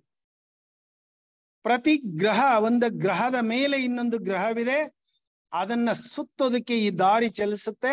ಈ ದಾರಿ ಹಿಂದಿನಿಂದ ಬಂದು ಮತ್ತೆ ಅದರ ಮೇಲಿಂದಕ್ಕೆ, ಮತ್ತೆ ಅದರ ಮೇಲಿಂದಕ್ಕೆ ಸುತ್ತುತ್ತಾ ಹೋಗುತ್ತೆ. ಒಬ್ಬ ಮಾನವ ಒಮ್ಮೆ ಹುಟ್ಟಿ ತನ್ನ ಬದುಕನ್ನ ಉದ್ಧಾರ ಮಾಡಿಕೊಂಡು ಪರಮಾತ್ಮನಿಂದ ಬಂದು ಪರಮಾತ್ಮನ ಬಳಿಗೆ ಹೋಗೋದಕ್ಕೆ 432 ಕೋಟಿ ವರ್ಷ ಆಗ್ತದೆ. ಅದರಲ್ಲಿ 192 ಕೋಟಿ ವರ್ಷ ಅವನಿನ್ನು ಮಾನವನೇ ಆಗಿರೋದಿಲ್ಲ. ಅವನಿನ್ನು ಕೈಲಾಸದಿಂದ ವೈಕುಂಠಕ್ಕೆ ಬರ್ತಾನೆ ಕೋಟ್ಯಾಂತರ ವರ್ಷ,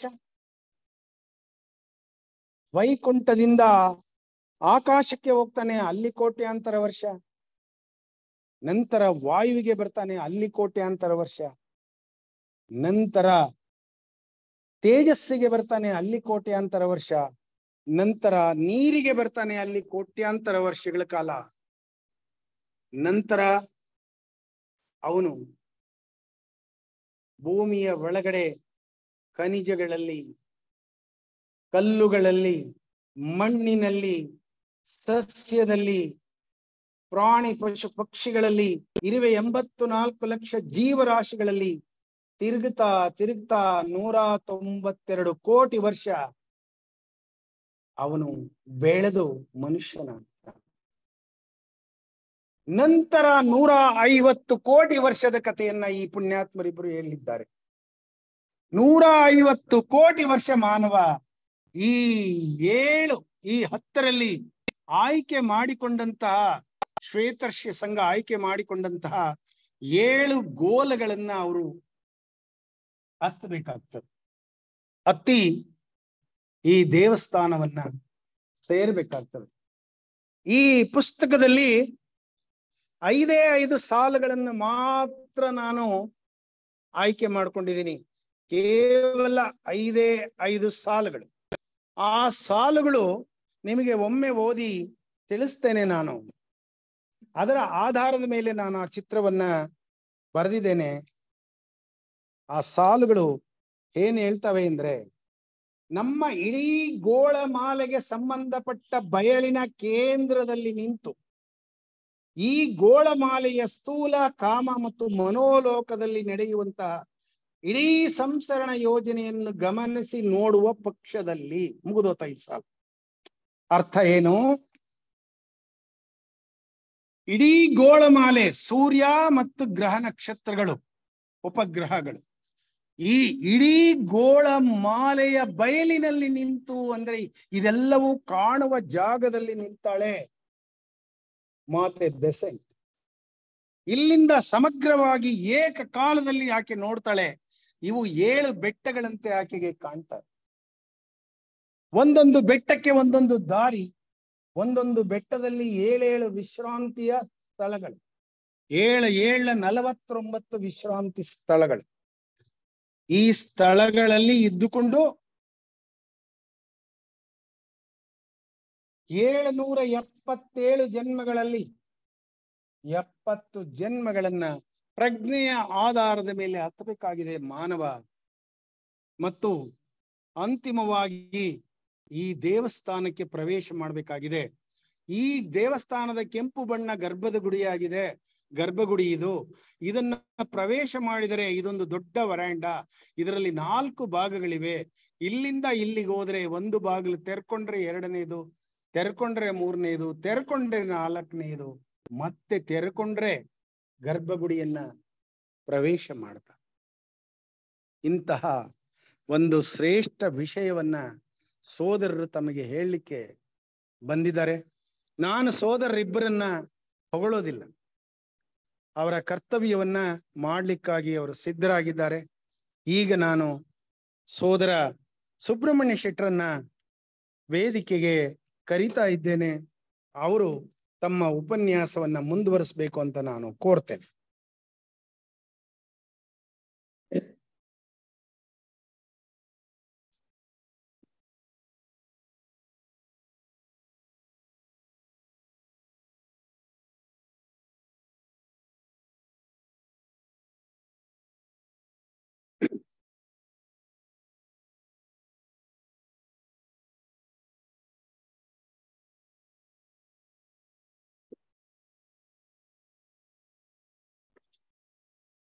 ಜೀವನ್ಮುಕ್ತ ಮಹರ್ಷಿಗಳನ್ನು ಸ್ಮರಿಸುತ್ತಾ, ಸೋದರ ಸೋದರಿಯರೇ,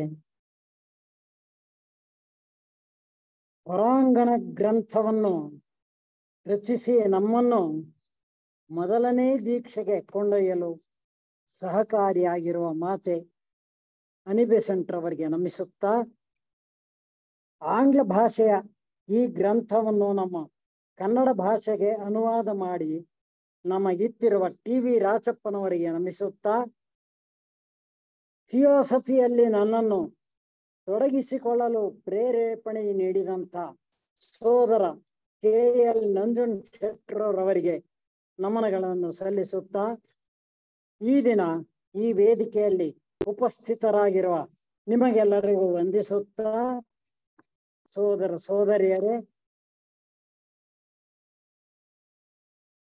ಅನುವಾದಕರ ಮುನ್ನುಡಿಯನ್ನ ಗಮನಿಸೋಣ. ಥಿಯಾಸಫಿ ಸಮಾಜವನ್ನ ಅನೇಕರು ಒಂದು ಸರ್ವೇ ಸಾಧಾರಣವಾದ ಸಾಮಾಜಿಕ ವಿನೋದ ಕ್ಷೇತ್ರವೆಂದು ಭಾವಿಸಿರುತ್ತಾರೆ. ಆದರೆ ಇದು ತಪ್ಪು. ಮಾನವನು ಸಾಮಾಜಿಕ ಜೀವಿ. ಅಲ್ಲದೆ ಸಮಾಜವನ್ನು ಬಿಟ್ಟು ಆತ ಆಧ್ಯಾತ್ಮಿಕ ಧ್ಯೇಯವನ್ನು ಸಾಧಿಸುವುದು, ಈ ಭೂಮಿ ಬಿಟ್ಟು ಸರ್ಕಸ್ ಮಾಡ್ತಾರಲ್ಲ ಆ ರೀತಿ ಆಕಾಶದಲ್ಲಿ ನಾವೇನಾದ್ರೂ ಮಾಡೋದಕ್ಕಾಗತ್ತಾ, ಓಡಾಡೋದಕ್ಕಾಗತ್ತಾ, ಏನಾದ್ರೂ ನಮ್ಮ ಭಾವನೆಗಳನ್ನ ಬೇರೆಯವರಿಗೆ ತಿಳಿಸೋದಕ್ಕಾಗತ್ತಾ? ಇಲ್ಲ. ಜೀವಿತದ ಗುರಿಯನ್ನು ತಿಳಿಯದೇ ಇರುವವರಿಗೂ ಜೀವಿತೋದ್ದೇಶವಾದ ಪರಮ ಪುರುಷಾರ್ಥ ಸ್ವರೂಪವನ್ನು ಅರಿತುಕೊಂಡವರಿಗೂ ಸಹ ಸಮಾಜ ಅವಶ್ಯಕವಾಗಿ ಬೇಕು. ಯಾಕೆ ಅಂದ್ರೆ ಜೀವಿತದ ಗುರಿ ತಿಳಿಯದೇ ಇರೋರು ತಿಳಿದಿರೋರ ಮೂಲಕ ಅದನ್ನ ಅರಿತುಕೊಂಡು ಆ ಸ್ವರೂಪನ ಅರ್ಥ ಮಾಡಿಕೊಂಡು ಮುಂದುವರಿಬೇಕಾಗಿರುತ್ತೆ. ಬಾಲ ಜೀವರುಗಳಿಗೆ ಅನುಭವ ರೂಪವಾದ ಈ ಶಿಕ್ಷಣವನ್ನು ಕೊಟ್ಟು ಅವರಿಗೆ ಪರಮ ಪುರುಷಾರ್ಥದಲ್ಲಿ ಅರಿವುಂಟಾಗುವಂತೆ ಸಹಕರಿಸಲು ಹಾಗೂ ಜೀವಿತೋದ್ದೇಶವನ್ನು ಪರಿಷ್ಕಾರ ಮಾಡಿಕೊಂಡು ಮುಂದುವರಿಯುತ್ತಿರುವ ಜೀವಾತ್ಮರುಗಳಿಗೆ ಅವಶ್ಯಕವಾದ ಸೇವಾ ಕ್ಷೇತ್ರ ಒದಗಿಸುವುದು ಸಮಾಜವೇ. ಅಂದ್ರೆ ಇದೊಂದು ಸ್ಕೂಲ್ ಹೋಲಿಸೋಣ. ಸ್ಕೂಲ್ನಲ್ಲಿ ವಿದ್ಯಾರ್ಥಿಗಳು ಕಲಿಯೋದಕ್ಕೆ ಬರ್ತಾರೆ. ಅವ್ರಿಗೆ ಯಾರು ಬೇಕು? ಗುರುಗಳು, ಬೋಧಕರು. ಇನ್ನ ಅನೇಕ ಬೋಧಕರು ಸರ್ಕಾರಿ ನೌಕರಿಯನ್ನು ಹಿಡಿದು ಕಾಲೇಜು, ಹೈಸ್ಕೂಲು, ಪ್ರೈಮರಿ ಸ್ಕೂಲ್ ಇತ್ಯಾದಿ ಶಾಲೆಗಳಿಗೆ ಟೀಚರ್ಸ್ ಆಗಿ ಬರ್ತಾರೆ. ಅವ್ರಿಗೆ ಯಾರು ಬೇಕು? ಶಿಷ್ಯರು ಬೇಕು. ಇಲ್ದಿದ್ರೆ 4 ಗೋಡೆಗೆ ಹೇಳೋದಕ್ಕಾಗತ್ತಾ? ಇಲ್ಲ. ಇಂಥ ಒಂದು ಸೇವಾ ಕ್ಷೇತ್ರ ಒದಗಿಸುವುದು ಸಹ ಈ ಸಮಾಜವೇ. ಒಂದು ಕುಟುಂಬದಲ್ಲಿನ ಮಕ್ಕಳ ಬೆಳವಣಿಗೆಗೆ ಆ ಕುಟುಂಬದ ಹಿರಿಯರು ಹೇಗೆ ಅವಶ್ಯಕವೋ ಹಾಗೆ ಹಿರಿಯರಿಗೆ ಕಿರಿಯರಿಲ್ಲದಿದ್ದರೆ ಅವರ ಪ್ರೇಮ, ತ್ಯಾಗ ರೂಪವಾದ ಆಧ್ಯಾತ್ಮಿಕ ಶಕ್ತಿ ವಿಶೇಷಗಳು ಹೇಗೆ ಬೆಳಿಬೇಕು? ಬೆಳೆಯೋದಿಲ್ಲ. ಹೀಗೆ ಮಾನವ ಕುಲವೆಂಬ ವಿಶ್ವ ಕುಟುಂಬಕ್ಕೆ ಜೀವನ್ಮುಕ್ತ ಮಹಾತ್ಮರು ಇಲ್ಲಿಗೆ ನಮ್ಮನ್ನ ಈ ಉದಾಹರಣೆಗಳು ಕೊಟ್ಟು ಇಲ್ಲಿಗೆ ತರ್ತಾ ಇದ್ದಾರೆ. ಆ ಜೀವನ್ಮುಕ್ತ ಮಹಾತ್ಮರು ಅವರ ಶಿಷ್ಯ ಪ್ರಶಿಷ್ಯರುಗಳು ಹಿರಿಯರು ನಮಗೆ. ಶಾಂತ ಮಹಂತೋ ವಸಂತಿ ಸಂತಂ ವಸಂತವತ್ ಲೋಕಹಿತಂಚರಂತಹ ತೀರ್ಣ ಸ್ವಯಂ ಭೀಮ ಭವಾರ್ಣವಂ ಜನಾನ್ ಅಹೇತುನಾನ್ಯಾನಪಿ ತಾರಯಂತಹ ಎಂಬ ಶಂಕರಾಚಾರ್ಯರ ಆಶ್ವಾಸನೆ ಪ್ರಕಾರ ಎಂದರೆ ತಾವು ಸ್ವತಃ ಈ ಭಯಂಕರ ಸಂಸಾರ ಸಾಗರವನ್ನು ದಾಟಿ ಪರಮ ಧ್ಯೇಯ ಪರಂಧಾಮವನ್ನು ಮುಟ್ಟುವುದಲ್ಲದೆ ಈ ಭವಸಾಗರದಲ್ಲಿ ತೊಳಲುತ್ತಿರುವ ಈ ಭವಸಾಗರದಲ್ಲಿ ಹೇಗೆ ತೊಳತ್ತಿದೆ? ಈ ಜಗವೇ ನಂಬಿ ಸುಖವೇ ಇಲ್ಲ, ಪಾರು ಮಾಡೋ ದೇವ. ಹಾಡು ಎಲ್ಲರೂ ಕೇಳಿದಿರಿ. ಎಷ್ಟು ಅದರಲ್ಲಿ ಅರ್ಥ ಇದೆ. ತೊಳಲುತ್ತಾ ಇದ್ದೇವೆ ಅಂತ ಉತ್ಕಾಂಕ್ಷೆಗಳು ಮಾರ್ಗವನ್ನು ನಮಗೆ ತೋರಿಸೋದಕ್ಕೆ ಕಾದಿರ್ತಾರೆ. ಯಾರು? ಆ ಜೀವನ್ಮುಕ್ತ ಮಹರ್ಷಿಗಳು, ಅವರ ಶಿಷ್ಯರು ಪ್ರಶಿಷ್ಯರು ಅವರೆಲ್ಲ ಕಾಯ್ತಾ ಇದ್ದಾರೆ. ಅಂತ ಮಹಾತ್ಮರಿಂದ ಪ್ರೇರಿತರಾಗಿ ಮೇಡಮ್ ಬ್ಲಾವಟ್ಸ್ಕಿ ಅವರು ಕರ್ನಲ್ ಆಲ್ಕಾಟ್ ಅವರೊಡನೆ ಸಮಾಲೋಚಿಸಿ ಈ ಥಿಯಾಸಫಿಕಲ್ ಸೊಸೈಟಿಯನ್ನು ನಮಗೆ ನೀಡಿರುತ್ತಾರೆ. ಇದು ನಮ್ಮೆಲ್ಲರ ಸೌಭಾಗ್ಯ ಅಂತ ಭಾವಿಸ್ಬೇಕಿವತ್ತು ನಾವು. ಬ್ಲಾವಟ್ಸ್ಕಿ ಅವರಿಂದ ರಚಿಸಲ್ಪಟ್ಟ ಸೀಕ್ರೆಟ್ ಡಾಕ್ಟ್ರಿನ್ ಗ್ರಂಥಗಳನ್ನು ಅಧ್ಯಯನ ಮಾಡಿ ಅರ್ಥೈಸಿಕೊಂಡು ನಮ್ಮ ಮಾತೆ ಅನಿಬೆಸೆಂಟ್ ಅವರು ತಮ್ಮನ್ನು ಥಿಯಾಸಫಿಯಲ್ಲಿ ತೊಡಗಿಸಿಕೊಂಡು ಈ ಹೊರಾಂಗಣದಲ್ಲಿ ಗ್ರಂಥವನ್ನು ನಮಗೆ ನೀಡಿರುತ್ತಾರೆ. ಬಹಳ ಶ್ರೇಷ್ಠವಾದ ಗ್ರಂಥ.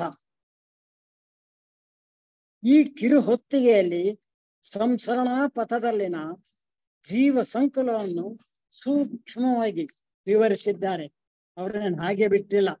ಇಡೀ ಜೀವ ಸಂಕುಲ ಬ್ರಹ್ಮಾಂಡವನ್ನೇ ಇವರು ನಾಗರಾಜಪ್ಪರು ಹೇಳಿದ್ರಲ್ಲ ಅಲ್ಲಿ ತೋರಿಸಿ ಆ ರೀತಿ ವಿವರಣೆ ಕೊಟ್ಟಿದ್ದಾರೆ.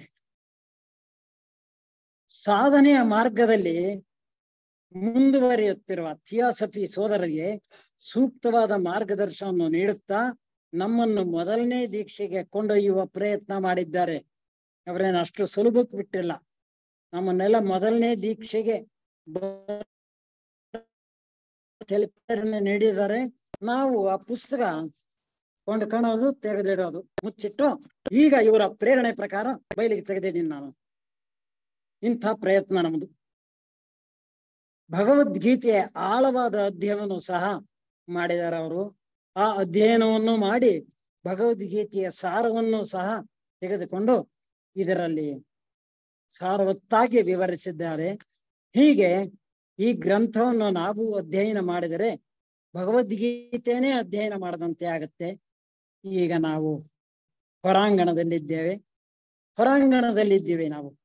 ಯಾಕೆಂದ್ರೆ ಇಲ್ಲಿದ್ರೆ ನೀವೆಲ್ಲ ಇಲ್ಲಿ ಬರ್ತಿರ್ಲಿಲ್ಲ, ಅಲ್ಲೆಲ್ಲೋ ಇರ್ತಿದ್ವಿ.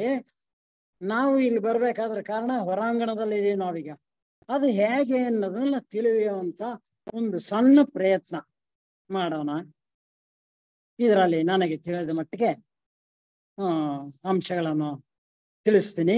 ನೀವು ಸಹ ಆ ಗ್ರಂಥವನ್ನು ಚೆನ್ನಾಗಿ ಅಧ್ಯಯನ ಮಾಡಿ ಅದರ ಒಂದು ಸಾರಾಂಶವನ್ನು ಗ್ರಹಿಸಬೇಕು ಅಂತೇಳಿ ತಮ್ಮಲ್ಲಿ ಕೇಳ್ಕೊಳ್ತಾ, ಹೌದು, ನಾವೀಗ ನಮ್ಮ ಅನೇಕ ಜನ್ಮಗಳ ಅನುಭವ ಸಾರದಿಂದ ನಮ್ಮ ಕಾರಣ ದೇಹವನ್ನು ಬೆಳೆಸಿಕೊಂಡು ಥಿಯಾಸಫಿಯ ಬೆಳಕಿನಲ್ಲಿ ಮುಂದುವರಿಯುತ್ತಾ ಇದ್ದೇವೆ. ಎಂದರೆ ಆ ಪರಮಧಾಮವನ್ನೇ ಗುರಿಯಾಗಿಸಿಕೊಂಡು ಮಾರ್ಗವನ್ನು ಕ್ರಮಿಸುತ್ತಿದ್ದೇವೆ. ಆ ಗುರಿಯನ್ನು ತಲುಪಲು ಈ ಗ್ರಂಥವು ನಮಗೆ ಮಾರ್ಗದರ್ಶಿಯಾಗಿದೆ. ಹೊರಾಂಗಣದಲ್ಲಿ ವಿವರಿಸಿರುವಂತೆ 7 ಗೋಳಗಳನ್ನು 7 ಸಾರಿ ಸುತ್ತಬೇಕು. 7 ಗೋಳಗಳನ್ನ ಪ್ರತಿಯೊಂದು ಗೋಳದಲ್ಲೂ ಲಕ್ಷಾಂತರ ವರ್ಷಗಳ ತನಕ ಬೇಕಾಗುತ್ತೆ. ಅದನ್ನೆಲ್ಲ ಸುದೀರ್ಘವಾಗಿ ವಿವರಣೆ ಕೊಟ್ಟಿದ್ದಾರೆ. ಈ ಸುದೀರ್ಘವಾದ ದಾರಿಯಲ್ಲಿ ಕ್ರಮಿಸುತ್ತಾ ನಾವು ಆ ಭವ್ಯ ಪರಂಧಾಮವನ್ನು ಸೇರುವುದೇ ನಮ್ಮ ಗುರಿ. ನಾವು ಎಷ್ಟೊತ್ತಿದ್ರೂ ಆ ಪರಮಾತ್ಮನ ಪರಮಧಾಮಕ್ಕೆ ಸೇರರೇ ಆಗಿದ್ದೀವಿ. ನಾನ್ ಬರಲ್ಲ ಅಂದ್ರೆ ಬಿಡಲ್ಲ, ನೀನು ತಡವಾದ್ರೂ ಚಿಂತೆ ಇಲ್ಲ, ಬಾ, ಬೇಗ ಬರ್ತೀಯ ನೀನು, ಬೇಗ ಬಾ, ಈ ರೀತಿ ನಮ್ಮನ್ನ ಬಿಟ್ಟಿದ್ದಾರೆ. ಅಂತೂ ಎಷ್ಟೇ ತಡವಾದ್ರೂ ಸಹ ನಾವು ಆ ಪರಮ ಧಾಮವನ್ನು ಸೇರ್ಲೇಬೇಕು. ಯಾಕೆಂದ್ರೆ ನಮ್ಮ ಗುರಿನೇ ಅದು. ಈ ಪರಂಧಾಮವನ್ನೇ ಈ ಗ್ರಂಥದಲ್ಲಿ ದಿವ್ಯ ಪರ್ವತದ ಶಿಖರಾಗ್ರದಲ್ಲಿರೋ ದೇವಸ್ಥಾನ ಅಂತ ಹೇಳಿ ಹೋಲಿಸಿದ್ದಾರೆ. ಈ ದೇವಾಲಯವನ್ನು ತಲುಪಲು ಮಾರ್ಗವು ಬಹಳ ಕಡಿದಾಗಿದೆ. ಯಾಕೆ? ದೇವಸ್ಥಾನ ತುದಿಲಿದೆ, ಶಿಖರ ದೊಡ್ಡ ಪರ್ವತ, ಅದು ಕಡಿದಾದ ಮೆಟ್ಟಿಲುಗಳಿಲ್ಲ, ಕಡಿದಾದ ಬಂಡೆಗಳು, ಅದನ್ನು ಹತ್ತಿ ಹೋಗ್ಬೇಕು. ಈ ರೀತಿ ಬಹಳ ಕಷ್ಟ. ಆದರೂ ಸಹ ಕೆಲವರು ಧೀರರು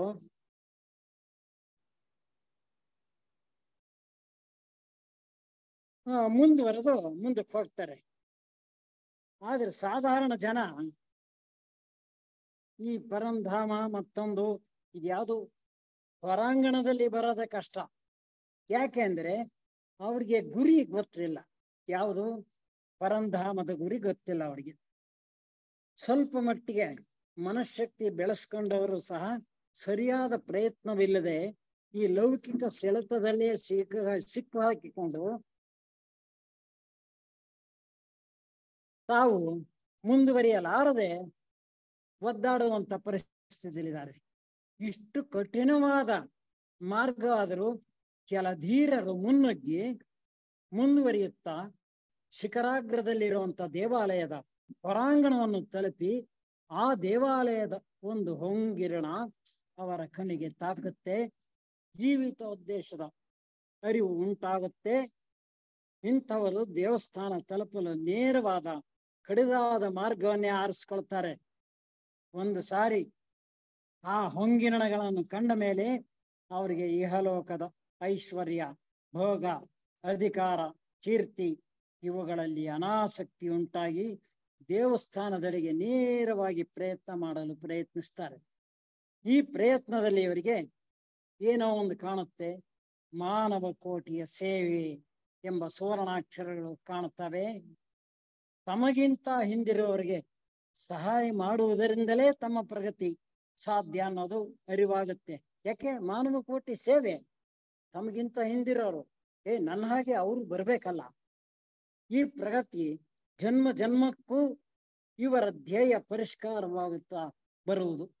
ಇದೇನು ಒಂದು ಜನ್ಮಕ್ಕೆ ಬಿಡಲ್ಲ, ಜನ್ಮಾಂತರಕ್ಕೆ ನಮ್ಮನ್ನ ಹಿಂಬಾಲಿಸ್ಕೊಂಡು ಬರುತ್ತೆ ಇಂಥ ಗುಣಗಳು. ಇಂಥವರು ಪ್ರಪ್ರಥಮವಾಗಿ ಸ್ಫೂರ್ತಿಗೊಂಡು ಸದ್ಗುಣಗಳನ್ನು ಬೆಳೆಸಿಕೊಳ್ಳುತ್ತಾ ಅನಂತರದಲ್ಲಿ ಪರಮ ಧ್ಯೇಯದ ತಿಳುವಳಿಕೆ ರೂಪವಾದ ಅಂತರವಾಣಿಯವರಿಗೆ ಉತ್ಸಾಹ ತುಂಬಿ ಮುಂದುವರಿಸುತ್ತೆ. ಕಟ್ಟ ಕಡೆಗೆ ಆ ಪರಮ ಧ್ಯೇಯವನ್ನು ಮುಟ್ಟಲು ಸಾಧನವಾಗಿರುವ ಮಾನವ ಕೋಟಿ ಸೇವೆಯಲ್ಲಿ ನಿರತರನ್ನಾಗಿಸುವುದು. ಇಷ್ಟೆಲ್ಲ ಆಗ್ಬೇಕಾದ್ರೆ ಸದ್ಗುಣಗಳನ್ನು ಬೆಳೆಸಿಕೊಳ್ಳುತ್ತಾ ಅಂತ ಬಂತು. ಯಾವ ಸದ್ಗುಣಗಳು? ಅದನ್ನೊಂದು ಸ್ವಲ್ಪ ನೋಡ್ಬೇಕಾಗಿದೆ.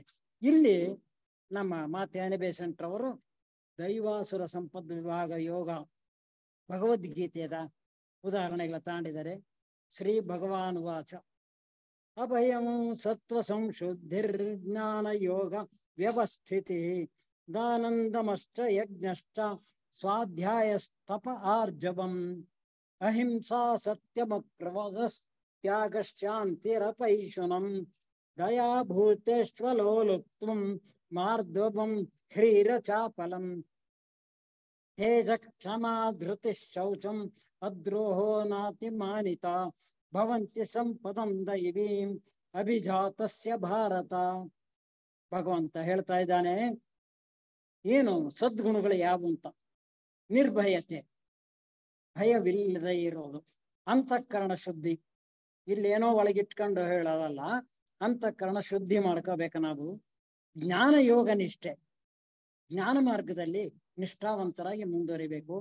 ದಾನ, ಇಂದ್ರಿಯ ನಿಗ್ರಹ, ಯಜ್ಞ, ವೇದಾಧ್ಯಯನ, ತಪಸ್ಸು, ರುಜುವರ್ತನೆ, ಅಹಿಂಸೆ, ಸತ್ಯ, ಕೋಪವಿಲ್ಲದಿರುವುದು, ತ್ಯಾಗ ಬುದ್ಧಿ, ಶಾಂತತೆ, ಚಾಡಿ ಹೇಳದಿರುವಿಕೆ, ಭೂತದಯೆ, ವಿಷಯ ಲೋಲುಪ್ತತೆ ಇಲ್ಲದಿರುವುದು. ಅಂದ್ರೆ ಲೌಕಿಕವಾದ ವಿಷಯ ಆಸಕ್ತಿಯಿಂದ ದೂರ ಇರೋದು. ಮೃದು ಸ್ವಭಾವ, ನಾಚುವುದು, ಚಾಂಚಲ್ಯವಿಲ್ಲದಿರುವುದು, ತೇಜಸ್ಸು, ಸಹನೆ, ಧೈರ್ಯ, ಶೌಚ, ಅದ್ರೋಹ, ದ್ರೋಹರಾಹಿತ್ಯ, ಗರ್ವಶೂನ್ಯತ್ವ, ಇಲ್ಲಿ ನಾನೆಂಬ ಅಭಿಮಾನವಿಲ್ಲದಿರುವುದು. ಇವು ದೈವಿ ಸಂಪತ್ತನ್ನು ಪಡೆದು ಹುಟ್ಟಿದವನ ಲಕ್ಷಣಗಳು. ಈ ಗುಣಗಳೆಲ್ಲ ಇದ್ದವನು ದೈವಿ ಸಂಪತ್ತನ್ನು ಪಡೆದು ಹುಟ್ಟಿದ್ದಾನೆ. ಈ ವಿವರಣೆಯಂತೆ ದೈವಿ ಸಂಪತ್ತನ್ನು ಮೈಗೂಡಿಸಿಕೊಂಡು ಸದ್ಗುಣಗಳನ್ನು ಬೆಳೆಸಿಕೊಂಡು ದುರ್ಗಮವಾದ ದಾರಿಯನ್ನು ಹಿಡಿದು ಗುರಿ ಸೇರಲು ಪ್ರಯತ್ನಿಸುವವರು ಇದ್ದಾರೆ. ಮಾನವ ಕೋಟಿ ಸೇವೆಯೇ ಅವರ ಗುರಿಯಾಗಿರುತ್ತೆ. ಈಗ ನಾವು ತಿಳಿಯಬೇಕಾದ್ದು ಅಂದ್ರೆ ಇಷ್ಟೆಲ್ಲ ಸರಿ, ಈ ರೀತಿ ನಾವು ಆಗೋದಕ್ಕೇನ್ ಮಾಡ್ಬೇಕು? ಅದೇ ಸಮಸ್ಯೆ ಈಗ. ಅದಕ್ಕೆ ಹೊರಾಂಗಣ. ಈ ಹೊರಾಂಗಣಕ್ಕೆ ಸಿದ್ಧರಾಗಲು ಸೇರಲು ಪೂರ್ವ ಸಿದ್ಧತೆಗಾಗಿ ಈ ಯೋಗ್ಯತೆಗಳನ್ನು ಮೈಗೂಡಿಸಿಕೊಳ್ಬೇಕು. ಯಾವುವು? ಪರಿಶುದ್ಧತೆ, ಮನೋನಿಗ್ರಹ, ಸೌಶೀಲ್ಯ ರಚನೆ, ಆಧ್ಯಾತ್ಮಿಕ ಪರಿವರ್ತನೆ. ಈಗ ಇದರಲ್ಲಿ ನಾನು ತೆಗೆದುಕೊಂಡಿರೋಂಥದ್ದು, ನನಗೆ ಕೊಟ್ಟಿರೋಂಥದ್ದು ಪರಿಶುದ್ಧತೆ, ಮನೋನಿಗ್ರಹ, ಸೌಶೀಲ್ಯದ ರಚನೆ. ಇನ್ನು ಮುಂದಿನ ಆಧ್ಯಾತ್ಮಿಕ ಪರಿವರ್ತನೆಯನ್ನ ನಮ್ಮ ಇನ್ನೊಬ್ಬ ಉಪನ್ಯಾಸಕರು ಹೇಳ್ತಾರೆ. ಈಗ ಪರಿಶುದ್ಧತೆ ಬಗ್ಗೆ ಗಮನ ಹರಿಸೋಣ. ಪರಿಶುದ್ಧತೆಯನ್ನ ನಮ್ಮ ಸಿನೆಟ್ರವರ ಮಾತು, ಉನ್ನತ ಆತ್ಮನಿಗೆ ವಿಧೇಯನಾಗಿರುವುದು. ಇಲ್ಲಿ ಪರಿಶುದ್ಧತೆ ಬೆಳೆಸ್ಕೋಬೇಕಾದ್ರೆ ನಾವು ಉನ್ನತಾತ್ಮನಿಗೆ ವಿಧೇಯನಾಗಿರೋದು ಅಂದ್ರೆ ಈ ಶರೀರ ಏನು, ನನ್ನ ಮನಸ್ಸೇನು, ಮನಸ್ಸಿನ ಮೇಲೆ ಬುದ್ಧಿ ಮಟ್ಟ ಏನು, ಪ್ರಜ್ಞಾ ಮಟ್ಟ ಯಾವುದು, ಉನ್ನತಾತ್ಮ ಏನು, ಇದನ್ನೆಲ್ಲ ಸ್ವಲ್ಪ ನಾವು ಅರ್ಥ ಮಾಡ್ಕೊಳ್ಬೇಕಾಗತ್ತೆ. ಆದ್ದರಿಂದ ಅಂತರಾತ್ಮನ ಮಟ್ಟದಲ್ಲಿರುವಂತ ಪ್ರಜ್ಞೆಗೆ ಹೊಂದಿಕೊಂಡು ಈ ದೇಹಾತ್ಮ ವರ್ತಿಸಬೇಕಾದ್ದು ಇದರ ಧರ್ಮ. ಅಂದ್ರೆ ಇಲ್ಲೊಂದು ಅಂತರಾತ್ಮ ಇದೆ, ಸಾಮಾನ್ಯವಾಗಿ ಎಲ್ಲರಿಗೂ ಅರ್ಥವಾಗುತ್ತಿದ್ದು ಅಂತರಾತ್ಮ ಇದೆ ಇಲ್ಲಿ. ಆ ಅಂತರಾತ್ಮ ಅದನ್ನ ಅರ್ಥೈಸಿಕೊಂಡು ಆ ಮಟ್ಟಕ್ಕೆ ಅಂತರಾತ್ಮನ ಪ್ರಜ್ಞೆ ಯಾವ ಮಟ್ಟದಲ್ಲಿ ಇರುತ್ತೋ ಈ ದೇಹಾತ್ಮ ಅದೇ ರೀತಿ ವರ್ತಿಸ್ಬೇಕು, ಇದರ ಧರ್ಮ. ದೇಹಾತ್ಮ ಅಂತರಾತ್ಮನ ಕೆಳಗಿನ ಲೋಕಗಳಿಗೆ ಕಳುಹಿಸಿರುವ ಆತನ ಪ್ರತಿನಿಧಿ ಇದ್ದ ಪ್ರಕಾರ ದೇಹಾತ್ಮವು ಅಂತರಾತ್ಮನ ಬೆಳವಣಿಗೆಗೆ ಅವಶ್ಯಕವಾದ ಸದ್ಗುಣಗಳನ್ನು, ಸೇವಾ ಕೌಶಲ್ಯವನ್ನು ಬೆಳೆಸಿಕೊಳ್ಳುವುದಕ್ಕೋಸ್ಕರವಾಗಿಯೇ ಈ ಕೆಳಗಿನ ಲೋಕಕ್ಕೆ ಬಂದಿರುತ್ತಾನೆ. ಅಂತರಾತ್ಮನ ಪ್ರಜ್ಞೆ ಒಬ್ಬೊಬ್ಬರ ಲೆವೆಲ್ಲು ಒಂದೊಂದು ಮಟ್ಟದಲ್ಲಿ ಇರುತ್ತೆ. ಅದರ ಪ್ರಕಾರ ನಮ್ಮ ಮಟ್ಟಕ್ಕೆ ತಕ್ಕಂತೆ ನಾವು ಸೇವಾಕಾಂಕ್ಷಿಗಳಾಗಿ ನಮ್ಮ ಏನೋ ಒಂದು ನಮ್ಮ ಕಣ್ಣೆದುರಿಗಿರುವಂತ ಕೆಲಸ, ನಮ್ಮ ಕೈಗೆ ಸಿಕ್ಕಿರೋಂಥ ಕೆಲಸ, ಗುರುಗಳ ಸೇವೆ ಮಾಡಿಕೊಂಡಿರ್ಬೇಕಾದ್ದು, ಅದಕ್ಕೆ ಹೊಂದಿಕೋಬೇಕಾದ್ದು ಈ ಶರೀರದ ಧರ್ಮ. ಆದ್ದರಿಂದ ಈ ದೇಹಾತ್ಮ ನಾನಲ್ಲ, ಅಂತರಾತ್ಮನ ಬೆಳವಣಿಗೆ ಆಗಬೇಕೆಂಬ ಪ್ರಯತ್ನದಲ್ಲಿ ಜಯ ಪಡೆದಾಗ ದೇವಸ್ಥಾನದ ಹೊರಾಂಗಣ ತಲುಪಲು ಸಾಧ್ಯವಾಗುವುದು.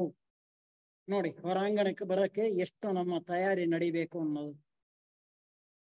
ಇಷ್ಟು ತೀವ್ರವಾದ ಪ್ರಯತ್ನದಲ್ಲಿದ್ದರೂ ಒಂದೊಮ್ಮೆ ಈ ಕೆಟ್ಟದ್ದು ನಾನು ಅನ್ನೋ ಭಾವನೆ, ಅಹಂಕಾರ ನಮ್ಮನ್ನು ದಾರಿ ತಪ್ಪಿಸೋದುಂಟು.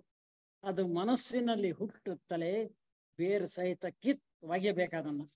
ಇದನ್ನು ಹಾಗೆ ಬಿಟ್ಟಿದ್ದೇ ಆದರೆ ಆ ನಾನು ಚಿಗುರೊಡೆದು ಕೋಪ, ದ್ವೇಷ ಮತ್ಸರ ಮುಂತಾದ ದುರ್ಗುಣಗಳ ಬೆಳವಣಿಗೆಗೆ ದಾರಿ ಮಾಡಿಕೊಟ್ಟಂತಾಗುವುದು. ಇದನ್ನೇ ಸಾಂಖ್ಯಯೋಗದ ಶ್ಲೋಕಗಳು ಉದಾಹರಣೆ ತಗೊಂಡು ಹೇಳ್ತಾ ಇದ್ದಾರೆ. ಧ್ಯಾಯತೋ ವಿಷಯಾನ್ ಪುಂಸಃ ಸಂಗಸ್ತೇಷು ಉಪಜಾಯತೆ ಸಂಗಾತ್ ಸಂಜಾಯತೆ ಕಾಮಾತ್ ಕ್ರೋಧೋಭಿಜಾಯತೆ. ಯಾವಾಗ ನಾನು ಎಂಬ ವಿಷಯಾಸಕ್ತಿಗೆ ಸಿಲುಕಿರುತ್ತೇವೆಯೋ ಆವಾಗ ನಮ್ಮಲ್ಲಿ ಕೋರಿಕೆ ಹುಟ್ಟುವುದು. ಅದು ನೆರವೇರದಿದ್ದಲ್ಲಿ ಕೋಪ ಉಂಟಾಗುವುದು. ಮುಂದೆ ಕ್ರೋಧಾತ್ ಭವತಿ ಸಮೋಹಾತ್ ಸ್ಮೃತಿ ವಿಭ್ರಮ ಸ್ಮೃತಿಭ್ರಂಶಾತ್ ಬುದ್ಧಿನಾಶಾತ್ ಪ್ರಣಶ್ಯತಿ. ಕೋಪದಿಂದ ಅವಿವೇಕವು ಆವರಿಸುತ್ತೆ, ಅವಿವೇಕದಿಂದ ಬುದ್ಧಿ ಭ್ರಮಣೆಯಾಗುತ್ತೆ, ಆದ್ದರಿಂದ ಬುದ್ಧಿನಾಶವಾಗುತ್ತದೆ. ಬುದ್ಧಿ ಭ್ರಮಣೆ ಆದ್ಮೇಲೆ ಬುದ್ಧಿನಾಶ, ಬುದ್ಧಿನಾಶದಿಂದ ಸರ್ವನಾಶ, ಮನುಷ್ಯತ್ವನೇ ಕಳ್ಕೊಂಡ್ಬಿಡ್ತೀವಿ. ಆದ್ದರಿಂದ ನಾವು ವಿಷಯಾಸಕ್ತಿಯನ್ನು ತ್ಯಜಿಸಬೇಕು. ಅದು ಬೇಕು ಇದು ಬೇಕು ಅನ್ನೋ ವಿಷಯಾಸಕ್ತಿನ ಮೊದಲು ತ್ಯಜಿಸಬೇಕು. ಒಂದು ವೇಳೆ ನಾವೇನೋ ಬಯಸುತ್ತೇವೆ, ಅದು ನಮಗೆ ದೊರೆಯದಿದ್ದಾಗ ಅಥವಾ ಬೇರೆಯವ್ರ ಬಳಿ ಇದ್ದು ಅವರು ನಮಗೆ ಕೊಡದೇ ಇದ್ದಾಗ ಅದರ ಬಗ್ಗೆ ನಾವು ಚಿಂತಿಸದೆ, ಕೋಪಿಸಿಕೊಳ್ಳದೆ ಜಾಗರೂಕತೆಯಿಂದ ಇರಬೇಕು. ಯಾಕೆಂದ್ರೆ ನಾವೀಗ ಹೊರಾಂಗಣವನ್ನು ತಲುಪಲು ತಯಾರಾಗ್ತಾ ಇದ್ದೀವಲ್ಲ. ಆದ್ದರಿಂದ ಹೊರಾಂಗಣದಲ್ಲಿ ಕ್ರಮಿಸುತ್ತಿರುವ ಸಾಧಕರಿಗೆ ಅವರ ಹಿಂದು ಮುಂದು ಅದೇ ದಾರಿಯಲ್ಲಿ ಕ್ರಮಿಸುತ್ತಿರುವ ಅನೇಕರನ್ನು ಅವರು ಕಾಣುತ್ತಾರೆ. ಇದು ಬಹಳ ಇಂಪಾರ್ಟೆಂಟ್. ಹೊರಾಂಗಣದಲ್ಲಿ ಹೋಗ್ತಾ ಇದ್ದಾಗ ನಮ್ಗಿನ್ನ ಹಿಂದಿರೋರು ಮುಂದಿರೋರು, ಅದೇನಾಗುತ್ತೆ, ಈಗ ಆ ದಾರಿಯಲ್ಲಿ ಹೋಗ್ತಾ ಎಡವಿ ಬೀಳೋರು ಇರ್ತಾರೆ, ನಿಧಾನವಾಗಿ ನಡೆಯೋರು ಇರ್ತಾರೆ, ನಮ್ಮನ್ನು ಬದಿಗೆ ತಳ್ಳಿ ಮುಂದುವರಿಯೋರು ಇರ್ತಾರೆ. ಆಗ ಸಹಜವಾಗಿ ನಮ್ಮಲ್ಲಿ ಕೋಪ ಕಾಣಿಸಿಕೊಳ್ಳಬಹುದು. ಅಂತಹ ಕೋಪಗೊಂಡವನಿಗಿಂತ ಬಹಳ ಮುಂದೆ ಇರುವವನು ಪ್ರೇಮಮಯಿಯಾಗಿಯೂ ಇರಬಹುದು. ಸಾಧಕನಾದವನು ಮೊಟ್ಟ ಮೊದಲು ತನ್ನನ್ನು ತಾನು ಗಮನಿಸಿಕೊಳ್ಳುತ್ತಾ ದಾರಿ ಸಾಗಬೇಕು. ಕೈಲಾಗದವರಿಗೆ ಸಹಾಯ ಹಸ್ತ ನೀಡುತ್ತಾ ಮುನ್ನಡೆಯುವ ಪ್ರಯತ್ನ ಸಾಗಬೇಕು. ಹಾಗೂ ಸದಾ ತನಗಿಂತ ಮುಂದಿರುವವರನ್ನೇ ಗಮನಿಸುತ್ತಾ ಮುನ್ನಡೆಯಬೇಕು. ಇದು ಬಹಳ ಇಂಪಾರ್ಟೆಂಟ್. ನಾವು ಹಿಂದಿರೋರ್ನ ಕೈ ಹಿಡಿದು ಮುಂದಕ್ಕೆ ತಗೊಂಡು ಹೋಗ್ಬೇಕು, ಮುಂದಿರೋರ್ನ ಅನುಸರಿಸಿ ಮುಂದುವರಿಬೇಕು. ಇದು ಮುಂದಿರೋರ್ ಹಿಂದಿರೋರ್ಗಿನ್ನ ನಡುವೆ ಇದ್ದರದು ಕಷ್ಟ. ಯಾವ ದುಷ್ಟ ಪ್ರೇರಣೆಗೆ ಒಳಗಾಗದೆ ಮುನ್ನಡೆಯುತ್ತಿದ್ದರೂ ಅವರ ಅವರನ್ನು ಮಾಯೆಗೆ ಸಿಕ್ಕಿಸಿ ಕಾಡಿಸಬಹುದು. ಆ ಸದ್ಗುಣಗಳು ಅನ್ನೋದು ಹೆಂಗೆ ಅದನ್ನು ಹೇಳ್ತಾರೆ ಇಲ್ಲಿ. ಅಸುರಿ ಪಂಥದವರಿಂದ ಸಾಧಕರ ಸದ್ಗುಣ ಸೇವಾ ಬುದ್ಧಿಗಳನ್ನೇ ಪ್ರಶಂಸೆ ಮಾಡ್ತಾರೆ, ಅಹಂಕಾರ ಪಡುವಂತೆ ಪ್ರೇರೇಪಿಸಬಹುದು. ಇಂಥ ಪರಿಸ್ಥಿತಿಗಳಲ್ಲಿ ತಮ್ಮನ್ನು ತಾವು ತುಂಬಾ ಎಚ್ಚರಿಕೆಯಿಂದ ರಕ್ಷಿಸಿಕೊಳ್ಳಬೇಕು. ಸ್ಫಟಿಕದಂತೆ ಪರಿಶುದ್ಧತೆಯನ್ನು ಪಡೆದಾಗ ಸಣ್ಣ ದೋಷವೂ ಗೋಚರಿಸುತ್ತದೆ. ಈ ರೀತಿ ತಮ್ಮನ್ನು ತಾವು ಪರೀಕ್ಷಿಸಿಕೊಂಡು ಹೃದಯದ ಸರ್ವಾಂಗವನ್ನು ಪರಿಶುದ್ಧ ಮಾಡಿಕೊಳ್ಳುವ ಕಾರ್ಯದಲ್ಲಿ ಸಫಲರಾಗುವುದಕ್ಕೆ ಸಾಧ್ಯತೆ ಇದೆ. ಇನ್ನ ಒಂದು ಗಮನಿಸಬೇಕಾದಂತ ಅಂಶ, ದೇವಸ್ಥಾನದ ಹೊರಾಂಗಣದಲ್ಲಿ ನಾವು ಯಾವುದನ್ನು ಬೆಳಕೆಂದು ಭಾವಿಸಿರುತ್ತೇವೋ ಅದು ದೇವಸ್ಥಾನದ ಒಳಗಿರುವ ಜ್ಯೋತಿಯ ನೆರಳು ಮಾತ್ರ. ಯಾವುದನ್ನು ಸೌಂದರ್ಯವೆಂದು ತಿಳಿದಿರುತ್ತೇವೆಯೋ ಅದು ದೇವಸ್ಥಾನದೊಳಗಡೆ ಪ್ರಕಾಶಿಸುವ ಸೌಂದರ್ಯಕ್ಕೆ ಹೋಲಿಸಿದರೆ ಅದು ತೃಣ ಮಾತ್ರ.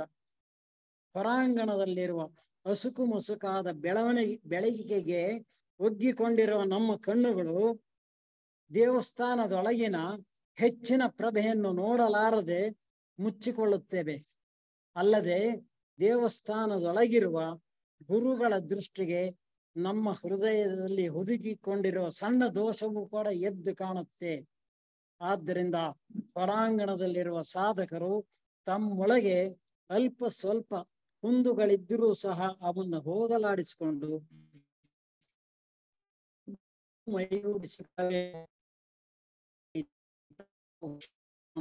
ಹೃದಯದ ಸರ್ವಾಂಗವನ್ನು ಪರಿಶುದ್ಧ ಮಾಡಿಕೊಳ್ಳುವ ಕಾರ್ಯದಲ್ಲಿ ತುಂಬಾ ಜಾಗರೂಕರಾಗಿರ್ಬೇಕಾಗುತ್ತದೆ.